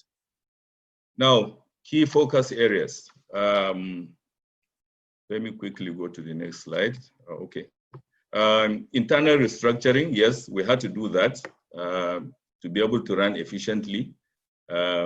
People management, yes, I mentioned earlier, we had to institute some people management policies to be able to get our staff to run efficiently and, of course, increase their morale to be able to key into our business. Corporate social responsibility, yes, as a responsible corporate organization, we've been doing a lot in reaching out to the communities around us through different means. We have a foundation in place which is funded through 1% of our income, not profit, of our income. And we have key areas of intervention: health, education, empowerment, and environment. Yes, that's the key areas of intervention by the foundation. Strategic alliances, yes, capacity recovery and expansion. That is one of our mandates, that we're expected to recover the total capacity of the two generating plants, and the process is ongoing. You will see more details as we proceed. Internal restructuring, what we did was, because when we inherited the two power plants, they were run by different managements. But now that it is under one organization, we had to restructure and ensure that we have a seamless operation as a company. So we developed a simple organogram to be able to really run the facilities efficiently. Now, the challenges in respect of people management, capacity and performance management, inadequate staff trainings, coaching and mentoring programs, inadequate performance management documents, e.g. job description, performance management policies, lack of robust appraisal system and performance records. These were things that we inherited. This is the situation we inherited. So we now introduce performance management framework, commissioned a training academy for our staff. Is already in place. And our ambition, our vision really is to open up the academy for other users in the sector. The academy is situated at our Kainji facility. We cultivated a strong learning and development culture, training programs for key staff and study tours at other power plants outside Nigeria. Organization structure, poor performance culture, low sense of ownership and accountability for deliverables. That was what we inherited. Casual attitude to work, wide communication gap between management and staff is typical of the way the government operates. So we always say this, government has no business in doing business. So what we have done is conduct a change management program and sensitize staff on professional ethics and code of conduct. We carried out staff and grade optimization exercise to increase operational efficiency. We also improved communication and feedback in the organization. Now, staff welfare. What we inherited was an ambiguous pay structure and irregular compensation practices, poor attention to health, safety, and environment. To get out of that, we now have in place a staff share scheme. We are proud to say that every staff of Mainstream Energy Solutions is a beneficial shareholder of the company. So you can imagine the magic that can do. We are all working for ourselves, not just for the initial investors. And that has paid us a lot. And in fact, it explains one of the reasons for our performance. generally. We introduced competitive compensation structure and promotion policies. We actually been paying so much attention in providing PPEs and safety equipment for staff, conducted health and safety sensitization programs. Plant operations, dam structure and spillway rehabilitation. We really have to, as soon as we took over, we had to carry out an in-depth assessment of the facilities, and particularly the dam structure, which of course is very critical, even more than the machines themselves, because we have behind Kainji Reservoir 16 billion cubic meters of water. And if that structure is breached, we can all imagine what can happen. So we've been paying so much attention on the dam structure. In order to ensure reliability of the spillways, we conducted a comprehensive spillway refurbishment program.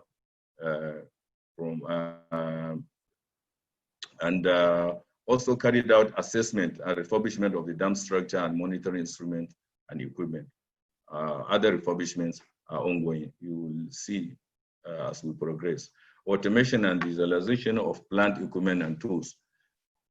Mainstream Energy Solutions has invested heavily in procurement of state-of-the-art equipment and tools to enhance performance and increase productivity. We also have invested in the installation of IFS and OPT. IFS is inflow focusing system and operational tool. This is a satellite-based software which aids and assists us in managing our reservoir much more efficiently. And that explains why the two power plants operate throughout the year, despite the climate issues and and the unpredictability of the inflow into the reservoir. We are proud to say that we run throughout the year, and it's a result of this focusing system which allow us to know ahead what will be coming into our reservoir. The operational tool now tells us actually how much energy we can be able to generate to be able to run for a period. So we plan much, much more ahead.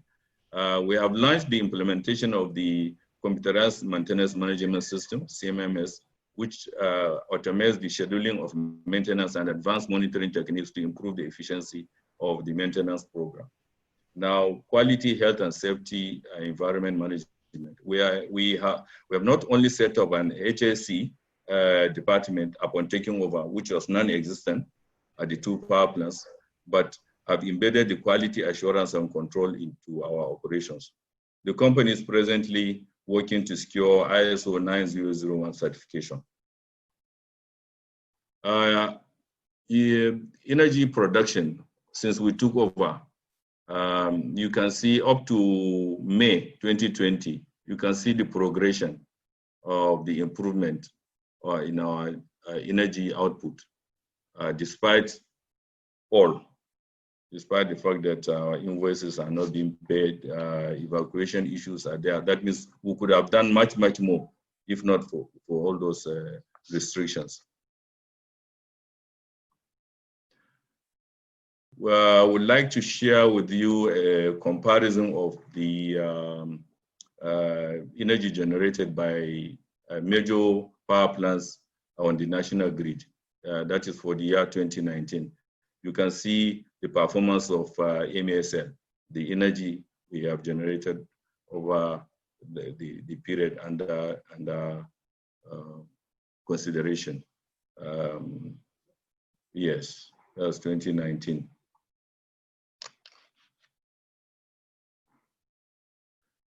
Capacity recovery and expansion program. Having taken over the operational management. Hello, can you hear us? Yes. Are you not hearing me? No, we're hearing you very well. I think he wanted to say, can you continue? He wanted to say something. I'll contact him by chat. Oh, okay.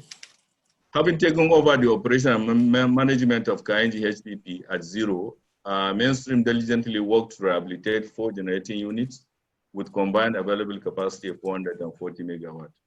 And with diligent execution of its capacity recovery and expansion program, the company, despite being owed 106.5 billion naira as at today in receivables, still seeks to recover more capacity and is presently in the process of rehabilitating one of the generating units in Kainji, an 80 megawatt capacity generating unit, which will come on stream at the end of this year.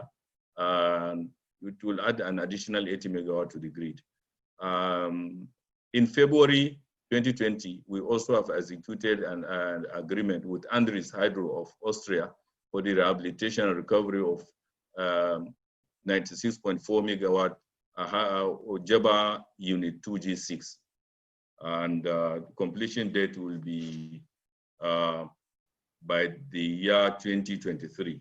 Now we hope, because we really have, because of the COVID, the completion date may likely be affected. But we believe, because we've been working closely with the contractors, we are trying to limit that impact as much as we can. So you can see clearly number of units installed, total installed capacity available as at 2013 now, what it is, what we have, and number of units awaiting rehabilitation. Strategic alliances and memberships. In a bid to maintain its standing as Nigeria's leading power generation company and its furtherance of its mandate to be recognized as a performer in Nigeria and beyond, we have secured membership with internationally renowned organizations such as the International Hydropower Association, the British Safety Council, International Commission on Large Dams, ICOLD, the International Renewable Energy Agency, and the West African Power Pool, to name just a few. We have also forged strategic alliances with Volta River Authority in Ghana, which operates on the Okosombo River, and the Canadian Dam Association. We have been invited to numerous fora to deliver presentations on our operations. This is in recognition of our performance so far since we took over. In addition, IHA and the World Bank have adopted our maintenance, operation and maintenance strategies. As okay, Engineer Audu, yes. I think you should be preparing to round up in the next minutes. Okay. Thank you very much for a very interesting presentation. Thank you. I'm almost done. That's our CSR there. Education, you can see the photo there on the left. That was a classroom from one of the communities, and this is what it is today. Community empowerment, we've been training the people in the catchment area. Environment, we've been building bridges and roads. And then health, we've been having some interventions. So far, we've spent over 2 billion naira as part of our intervention in the CSR and through our foundation. And of particular note is our intervention into the COVID-19 pandemic. We have provided equipment totaling about 500 million naira to some areas, particularly the Abuja Teaching Hospital, which was in the forefront, Federal Capital Territory, and other catchment states. Capacity building, I've mentioned about the academy. Future posture, strategic investment. That's one area I want to touch in order for other people to join us to proceed, because we really want to go into developing and acquiring more assets, both in Nigeria and across the border. So it will be an opportunity for investors across the border, particularly from Turkey, to come and join hands with us as we proceed. Yes, we also have, through a wholly owned subsidiary, we call it Hydropolis Investment, seeks to attract investment from Nigerians and elsewhere by establishing a free trade zone to supply power, water, and auxiliary services. So we have acquired 100-hectare land around our reservoir to be able to really, because we have cheap power, which is not even fully being utilized. So we want to use that to attract industries that really will take advantage of the cheap power and land and water, large body of water, which can be used for industries. And we are also applying to be a free trade zone.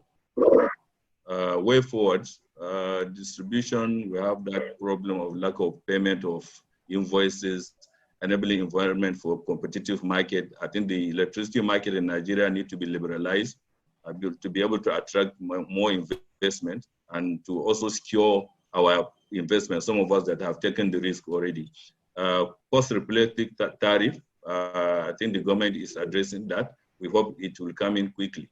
Thank you very much for your attention. Thank you very much, Engineer Awudu, for another very insightful presentation. There are so many questions, total, excluding the answered ones, we have still 82 more questions.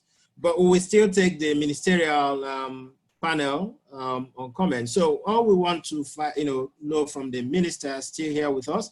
I know that the Honorable Minister for Works and Housing, Babatunde Raji Fashola, is still with us. And also Senator Hadi Srika is still with us. So we want to find out from them what's the way forward for us, given the experience of Turkey and what we have learned today. So what do you think we should be doing, or what should Nigerians be expecting from your ministries regarding how to push and drive private participation in infrastructure provision in Nigeria?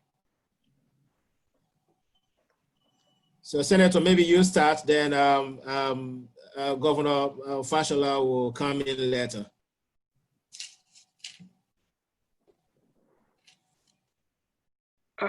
I think Senator Hadi Sirika is having a prayer break. Let me check on him. So why don't we ask His Excellency Babatunde Okay, His Excellency Fashola. Babatunde Fashola will start. Okay. Your Excellency, if you're still with us, please, let's hear from you. Well, I think that there are many things to do. There are many things to do. Increasing professionalism is one thing. So when people undertake to execute or deliver a project, they must do so with the utmost professionalism. There are legislative supports that will be helpful in terms of the operational environment. There are also community issues that all of us must learn, that it is a community that embraces investment that will see development. So land on its own is worth nothing, if any, but it is the capital addition to land, infrastructure, hotels, hospitals, and the living examples today. Victoria Land and Ikoyi, Lekki area of Lagos, Nigeria, are prized real assets today. Not because there's anything inherently valuable in their land, it's because they allowed investments to come in. So the Oniru family allowed, the Onikoyi family allowed, the Elegushis and the Ajirons in the Bejuleki area allowed capital to come in. And today, if you look at the Lekki Free Zone, there is an investment of almost $20 billion there because the community opened up to allow investments coming. That is a major, major behavioral change. Lawyers also have an important role to play here. Getting injunctions at the spin of a hat, in restraining construction of a project, or and all of those things. And therefore, we must also use, there will be disputes from time to time when commercial interests are involved, but I think that arbitration practices are more helpful, they are more commercial in nature, they are businessman-like, they are quick to resolve, and every party knows where it stands, rather than the uncertainty of injunctions, appeals, and all of that in a regular. So there's a lot of things that we can do. All of us also need to educate ourselves more about what PPPs can do. PPPs can't do everything. The private sector does not have the capacity to solve all of the social infrastructure needs of any society. No private sector has demonstrated that capacity. So we must manage, therefore, expectation with reality so that there are no large gaps of disappointment. I think I will pause there. Thank you very much. Managing expectations. Private sector cannot address all the societal infrastructure need, which means there is still a whole lot of role for government, public sector to play. And I agree with you, I can't agree less. We've been proponents of that, but we need to identify where the private sector is best suited to play and where the public sector or the government is the best to deliver the infrastructure. Okay, so that is it. If Senator Hadi Sariki, His Excellency, the Honorable Minister for Aviation is now with us, please. We would like to hear from you before we go to the public. Okay. I suspect he's not back from his prayers, but what I will appeal with the quiz, I was going to say something with the questions. Our Turkish guests and Professor Devi are not with us every day. So what I would suggest is that we focus the questions on, the Turkish team and also Devi. I mean, those of us that are around, we can always answer these questions so that we maximize the benefit of their presence in terms of particularly what the minister said about developing ourselves, what is possible and what is not possible from their own experience, so that we don't, there's no excuse, to reinvent the wheel. And I think we can prevent that by learning, shamelessly from them. Okay, yeah, so there is this question to Professor Devi from Chibuz Ekwekwo. He says, thanks for a succinct presentation. We touched on some very major issues. There has been calls to water down the PPP process in Nigeria, as indicated in the comments by the Honorable Minister of Power this morning, principally process for project identification and preparation and approval. Can you please enlighten us on the impact, if any, of perception of a weak PPP framework or otherwise on international funding and participation of big players in a country's PPP framework or process? Right. Well, I've typed a response to that one too, to the gentleman in question. But reducing some of the let me start by saying there are two things that kill PPP or private sector participation or investment. One is bureaucracy. And bureaucracy, unfortunately, is where we started in the UK. We had to re-educate, make people in our government rethink entirely how they approach things. So what you actually need is a change management program. It's not just educated. PPP is so fundamentally different to the thinking of every single good practice that a civil servant's been brought up with. We didn't realize that at first. What we did do was, at the very beginning, when nobody had done it in modern times, we ended up putting out a tender, which it happened to be one of the big four, wanted to basically re-educate or to train 3,000 civil servants to train the trainers.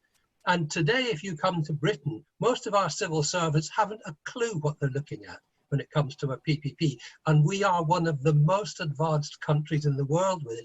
The other thing that's terribly important is the whole purpose of doing feasibility studies and a business plan is not to prove that you can do a PPP. It's to find out first, is a project viable? Should it go ahead at all?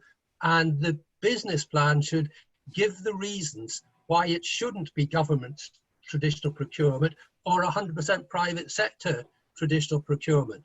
Because although I work with guys like you all the time, when I'm not doing that, I'm working for the investors or I'm working with the equity sponsors. And I'm giving them the advice, should they even get out of bed and read your documents? So there's a lot, there is a lot. I mean, the minister got it absolutely right.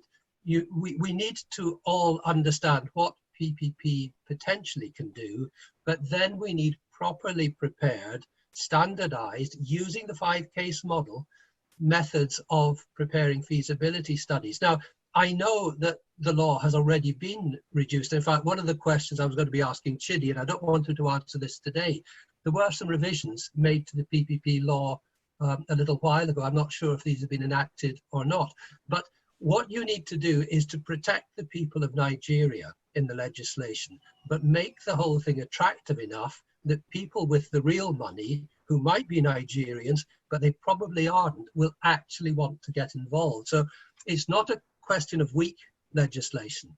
We have this classic case, you know, in the UK, anecdotally.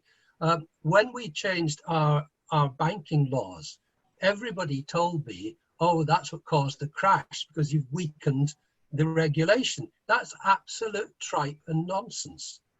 The Treasury decided not to enforce all of the regulations to maintain growth. It wasn't the regulations weak. The regulation is good. Now, I have to be careful because the British government paid most of the money for preparing your regulations through the original NIAF and other programs. So I don't want to shoot myself in the foot and get fired by Her Majesty. But the truth is that you can, through experience, through learning what went well and what didn't go so well, you can adjust regulation without in any way weakening it. In fact, you might strengthen it by taking some of the unnecessary bureaucracy out. Because remember, what as civil servants you're doing, instead of being the owners and operators of assets, you're becoming the intelligent procurers of services from the private sector. Now, these words sound great and you hear them all, but actually, if you've been working in a job for 20 or 30 years, it's not that easy to change. I used to get asked in Britain, have I been doing a bad job then all my life? And I used to say, no, you've been doing a great job. What we want you to do is a different one that I think will be even better and more rewarding intellectually for you. So this isn't about weakening regulation. It's about getting it right, getting that balance right. Don't weaken it, get it right.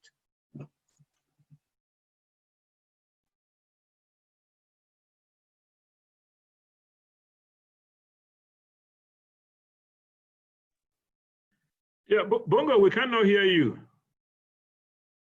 Yeah, sorry, I didn't know that I did not unmute myself. Okay. The minister is back.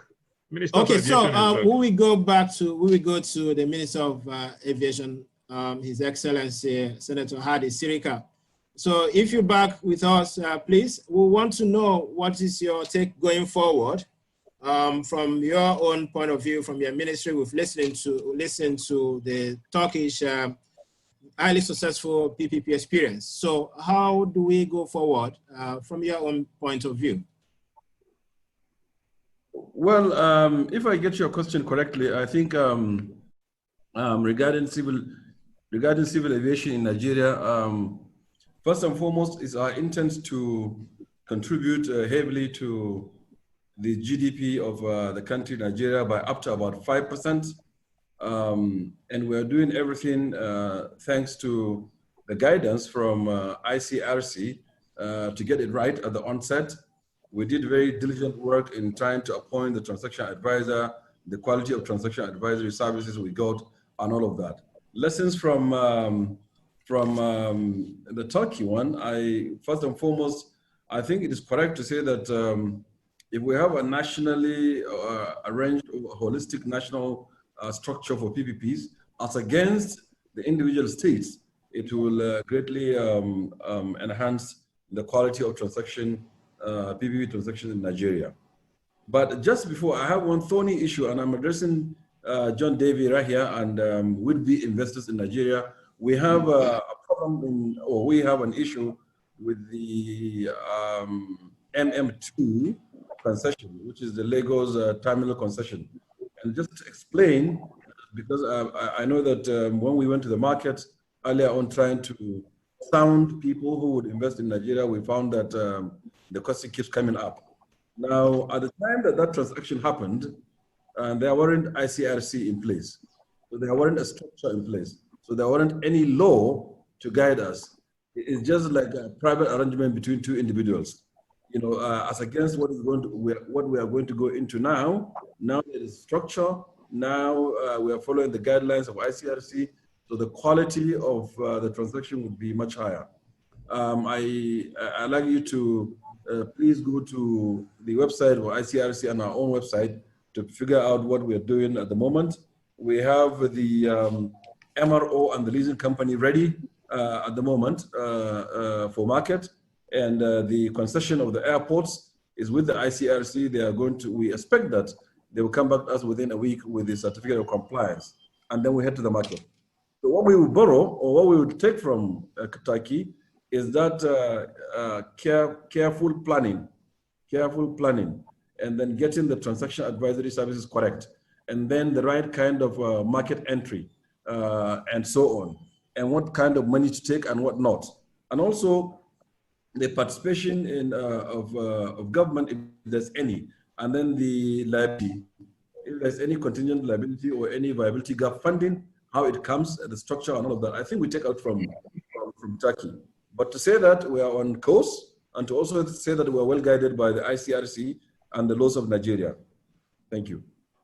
Well, as you sort of mentioned me there, I'll make it. I love airports, by the way. So if you want me to come and play with your airports, please do. By the way, I was the briefing manager for the giant Terminal 3 in Beijing before the Olympics, and worked for 13 years in Terminal 5, and I've privatized it. I love airports. The thing is, the MM2 or indeed any airport, what investors are looking for is a home carrier that will grow passenger numbers, because the airport, although it will make some money from retail, and if you remember my second slide, it showed the GDP per capita in Turkey and the GDP per capita in Nigeria. Now, there are a lot of wealthy people who fly in Nigeria, but retail depends on people having the propensity and the will to spend money. Now, in the UK, non-aviation revenue is more than 50% of any of our airports, and we have no state-run airports at all now. We haven't had for years. We privatized them. We didn't PPP them, but that's by the by. Now, the thing is, an airport makes its money to a great extent from landing charges, from service charges, from air traffic charges, if it's the same organization. What you guys need to be able to do is to make sure there are going to be airlines. Now, you don't yet have the benefit of what Turkey has, which is an amazing world-class mega route carrier that hubs out of its airports in Istanbul. That's where the money comes from. That's where the income comes from.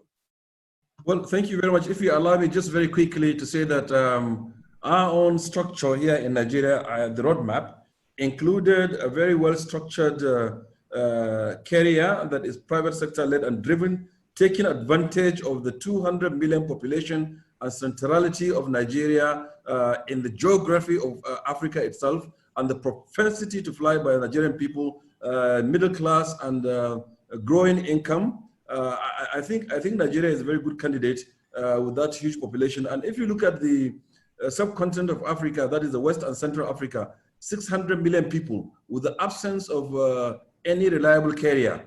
So the roadmap is actually intertwined with all of its components of the MRO, of the leasing company, of the carrier, of the airport concession, because the airport needs a carrier to feed it in and vice versa. The MRO also needs a carrier to feed it in and vice versa. So all of this is holistically looked at in a roadmap that we have begun to implement diligently. And I take all of your information and experience to put it in there to make the roadmap a bit more better, to tweak it and fine tune it. But just to say that I will have a private discussion with you on the MM2, because the platform is not so robust and I don't have any time to spend much on it. But just to say that yes, we are working on a home carrier. We are also looking at our geography, our population, and on the propensity to fly and the purchasing power of the middle class. And then the absence of any other transportation mode like railway, like waterway, like roads within this subcontinent, which is giving aviation a boost and a room to play, if you like. Thank you.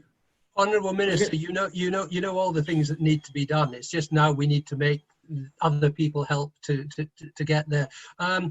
The other thing is it takes time to build a home carrier, but if you could, what you need to be doing is creating a hub. Now that could be a hub for somebody from a very long way away, say from, just using an example, Malaysia or somewhere like that, who could then hub out of, now unfortunately Ethiopia got the right idea a little bit too soon And look what they've been able to do with, I mean, they had a terrible economy, but look what they did with their airline. If I want to go to Botswana, I have a choice of going via Johannesburg or going through Addis.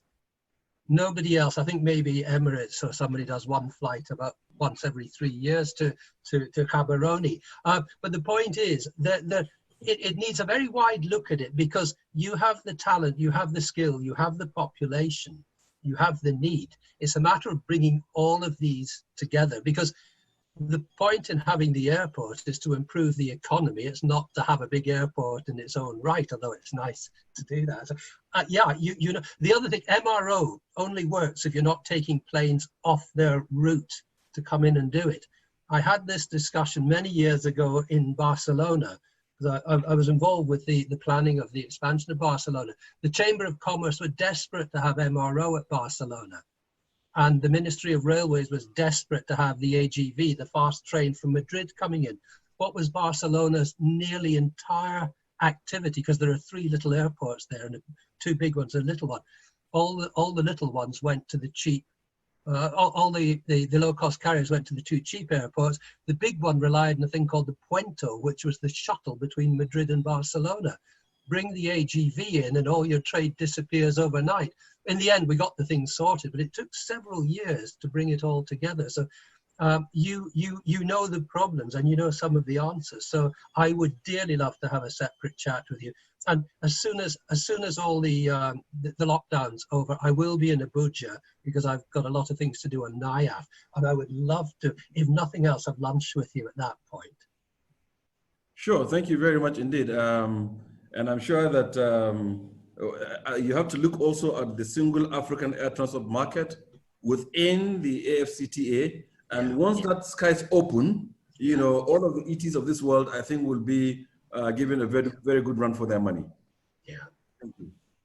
Okay, thank you very much. Thank you very much, Professor Davy and Senator Hadi Sirika. I think that's been very enlightening. I'm sure that the audience are enjoying the interaction. Now, Professor Madiche, Nandi Madiche, I think your question has been answered, because you addressed a question to the Honorable Minister of Aviation about the notion of a national carrier. I think he has addressed that question. Now, there is this question to Mr. Arioglu, and it's from Emeka Basi. He wants to know what became of the purpose-built TBM following the tunnel construction. Was it reassembled and reused elsewhere or decommissioned? Was it depreciated in the balance sheet?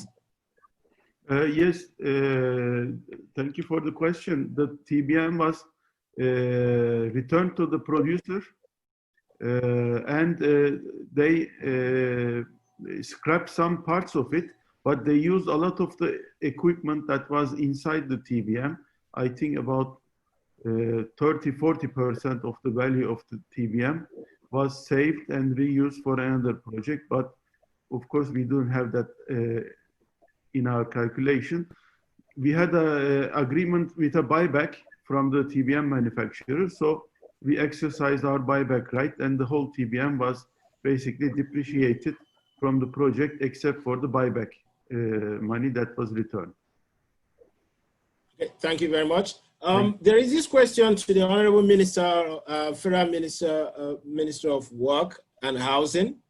But I think this question will be more suitable to the next webinar we're going to have. So the participant who asked the question is anonymous, didn't provide his or her name. So, but is on why was the private finance initiative, or the PPP option, arranged by the Infrastructure Bank and supported by the Federal Ministry of Work, being used for the reconstruction of Lagos-Ibadan Expressway construction during the immediate past administration discontinued? What can we do to prevent reoccurrence in the proposed PPP of 10 roads across the country under the proposed Highway Development Management Initiative?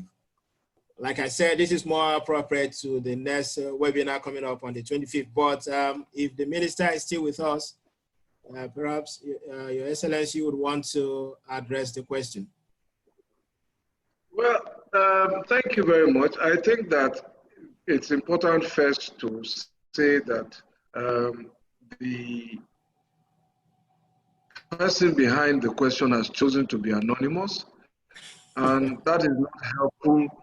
That is not helpful for the kind of open and frank and honest conversations we are having here. And perhaps the funding it refers to too is also anonymous. Okay. All right. Thank you very much. We do not have much time left. We have just 7 minutes to round up. In fact, 3 minutes before I hand over to Engineer Chidi. Please. Hello? Hello. Please. Okay. All right. No, just quickly, because the question has been asked regarding the national carrier. I just want to emphasize that one, it is private sector led. 2, government will have less than 5% control. 3, government will not have step-in rights. And 4, government will have zero control of management. Thank you. Okay, thank you very much. All right, Prof, do you want to add to that? I am delighted to hear that. Yeah, I saw your hand up. No, I was waving in the excitement. It has much more chance of success, not because it's Nigeria, but that's just the pattern throughout the world. If the private sector has money to lose, it will find a way of not losing it. So that's government, unfortunately, bails things out when they get wrong. And I'm not being critical when I say that, but it's the way to go. It really is. And it should be looking at all the different models, not just saying it's a full price or a low cost or something else. It should be studying the market to see what is most likely to succeed, and then it will succeed. So, Senator, I'm delighted with your answer there. Oh, thank you very much. Thank you very much indeed. And to say that my greatest supporter is the Honorable Minister for Works and Housing, Babatunde Fashola, SAN, the former governor of Lagos State. He's a huge supporter for aviation projects. Thank you very much, Your Excellency. Now, the last question. Ladies and gentlemen, you will permit me that we've had very interesting and engaging 4 hours. This is a marathon session. And we started with about 260 people, which rose to about 280. We are still having more than 220 people thereabouts, which makes it a huge success. So we thank you for your patience. We cannot take all your questions, but as we promised, you've provided your emails during the registration. So we will ensure that you get both the presentation and the answers to all your questions forwarded to your various email addresses. You will get every presentation of this webinar. This has been one of the best webinars I've had opportunity to attend during this webinar. So the last question goes to Mohammed Agdag, our Turkish partner, and then from Olushola Ogunshola. He asks, how do you measure patient satisfaction and ensure affordability? And also, what do you mean by unification of hospitals? I don't know if you're still with us. Yeah, you are there. Yes. Great. Okay, let me answer these questions one by one. Patient satisfaction actually is measured in Turkey by independent third parties according to international standards on an annual basis. And about the unification of hospitals, actually I meant that previously we had a very fragmented system before that transformation program. There were hospitals owned and operated by different ministries. For instance, you would have a hospital for workers, blue-collar workers. You would have another hospital for military, another for civil servants, etc. And this whole fragmented structure was changed during the reform by having all these public hospitals under the command of Ministry of Health. The only exception is university research hospitals. They are still operating independently. Okay, thank you very much. So the last question, I think this is like a comment made by Dr. Joe Madu. I think he's coming in, this USA participant. He's addressing the honorable ministers. Are you aware that our diaspora-based US Africa Chamber of Commerce and Global Diaspora Economic Empowerment prefer low-hanging solutions, readiness, and capabilities such as take all roads to concession, total refinancing? I think this is about what they can do Engineer Izuwa and the team at ICRC, they are here. So they may have to look at some of these comments or the suggestions you've made, and then if possible, engage with you further on how to bring this to bear. So at this juncture, ladies and gentlemen, it is my pleasure. It's been a wonderful session with you all. I thank all the team of panelists for sparing your very scarce time with us, especially the Your Excellencies, the Honorable Ministers of the Federal Republic of Nigeria. We know how busy you are, but you've been able to sacrifice your whole day, entire day today. Your Excellency Babatunde Raji Fashola, the former governor of Lagos State, you need no introduction in Nigeria anyway, so everybody knows their capacity. But we are just happy that you were able to stay with us all through the course of this program. And of course, Senator Hadi Sirika, the Honorable Minister for Aviation, you started with us and you are still here. I know that the other ministers who left had some more urgent things to address, and that's why they had to excuse themselves. And then to all our panelists, we thank you. For our Turkish partners, it's been wonderful hearing from you how you've been able to drive PPP to success in Turkey. And then to the distinguished ladies and gentlemen who spent the time to be with us, thank you very much. So I hand over now to Engineer Chidi Zowa, who made this happen. Thank you very much, sir. Well, I mean, Bongo, it's not just myself. It's myself and all my colleagues at the ICRC.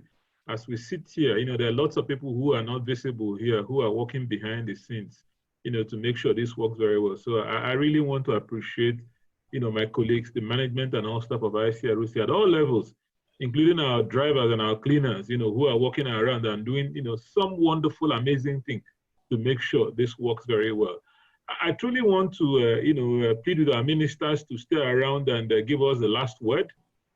I want to thank our, Professor John Davy for making time to come. I really want to thank our Turkish partners. I want to start with Sedef, who heads the, the presidency strategy and budget in the Turkish presidency, for our commitment, to this webinar. I want to thank my very good friend, Basar Rioglu, and, his brother, Edem. Basar, my wife is keep asking for the, the Turkish shop you took us for dinner, so she's looking forward when we start flying, to go back again, for some, caviar and all the wonderful food you have there. Ismail, I just want to thank you and Kadri, the CEO of, IGA Istanbul Airport for the wonderful presentation you shared with us. You guys have built a great airport, and I mean, I doff my hat to you, but I also want to tell you that Hadi Sirika is on the way, and our aim is to outflank you, beat you, do something. If you've done it well, we will do it 10 times better.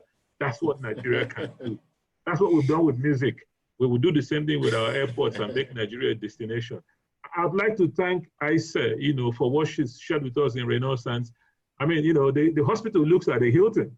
I'm sure when you appear at the hospital, by just going through the gates, you would feel healed, because of the and the quality of the place. I also want to thank Mohammed Agda, for sharing with us. Mohammed actually has, a little history. His father played a very strong role in the Turkish Health Transformation Program. So I think he's continued that, and what you've done with Saudi Arabia, we look forward to working with you and doing the same thing.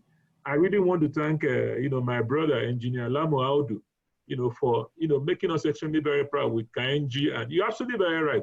A dam break wave, from Kainji or from Jebba will basically clear half of our country. So, looking at the piezometers and keeping those hydraulic structures safe is something that is very proud. And then providing that power and what you want to do with the hydropolis. I want to thank our participants, awesome, who've been here. I mean, we still have 200 people, sitting around the country listening. This just shows the level of interest. I want to remind you again that on the 25th of June, we're doing another one that's very exciting on the Highway Development Initiative, which is around, doing our highways. I also want to share you, we're going to answer the questions, all the presentations which were shared here. We're going to get the permission of the presenters to share with everybody. And the recording will be shared with everybody, who participate and listen. This is all part of the Open Government Initiative of His Excellency President Muhammadu Buhari.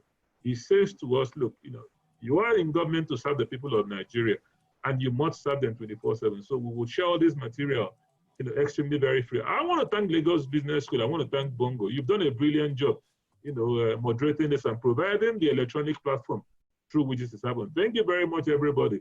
Nigeria will be great by our hard work.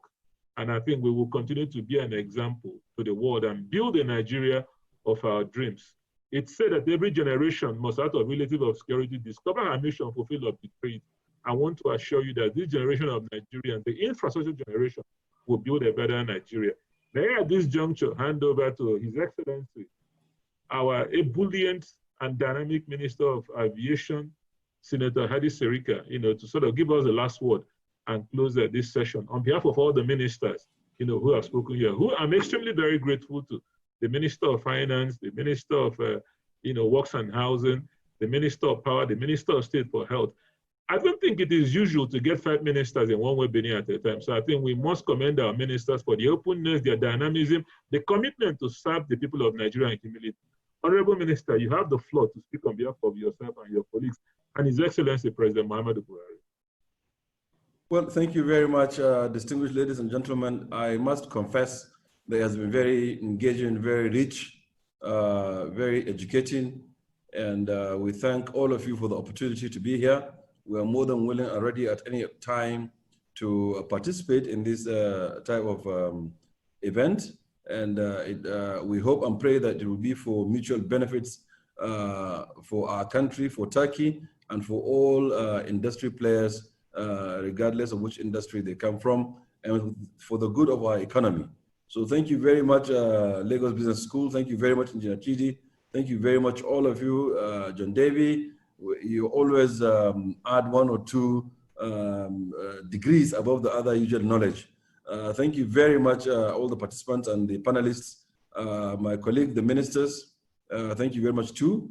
And of course, like Engineer Chidi said, we're here to serve, we're here to make a change. We're here to ensure that all of the programs and projects of government are pro-people. Thank you. Thank you very much, sir. Thank you. So on that note, I'll bring this to an end. But note that we had 600 and some people registered for this program, and then we started with 280. They came from 28 different countries. So it's not just in Nigeria. So people tuned in from 28 different countries. So this is a truly international event. Thank you very much. We appreciate this so much. Have a nice day, and please stay safe. Bye, everybody. Bye. Bye-bye. Thank you very much. Share.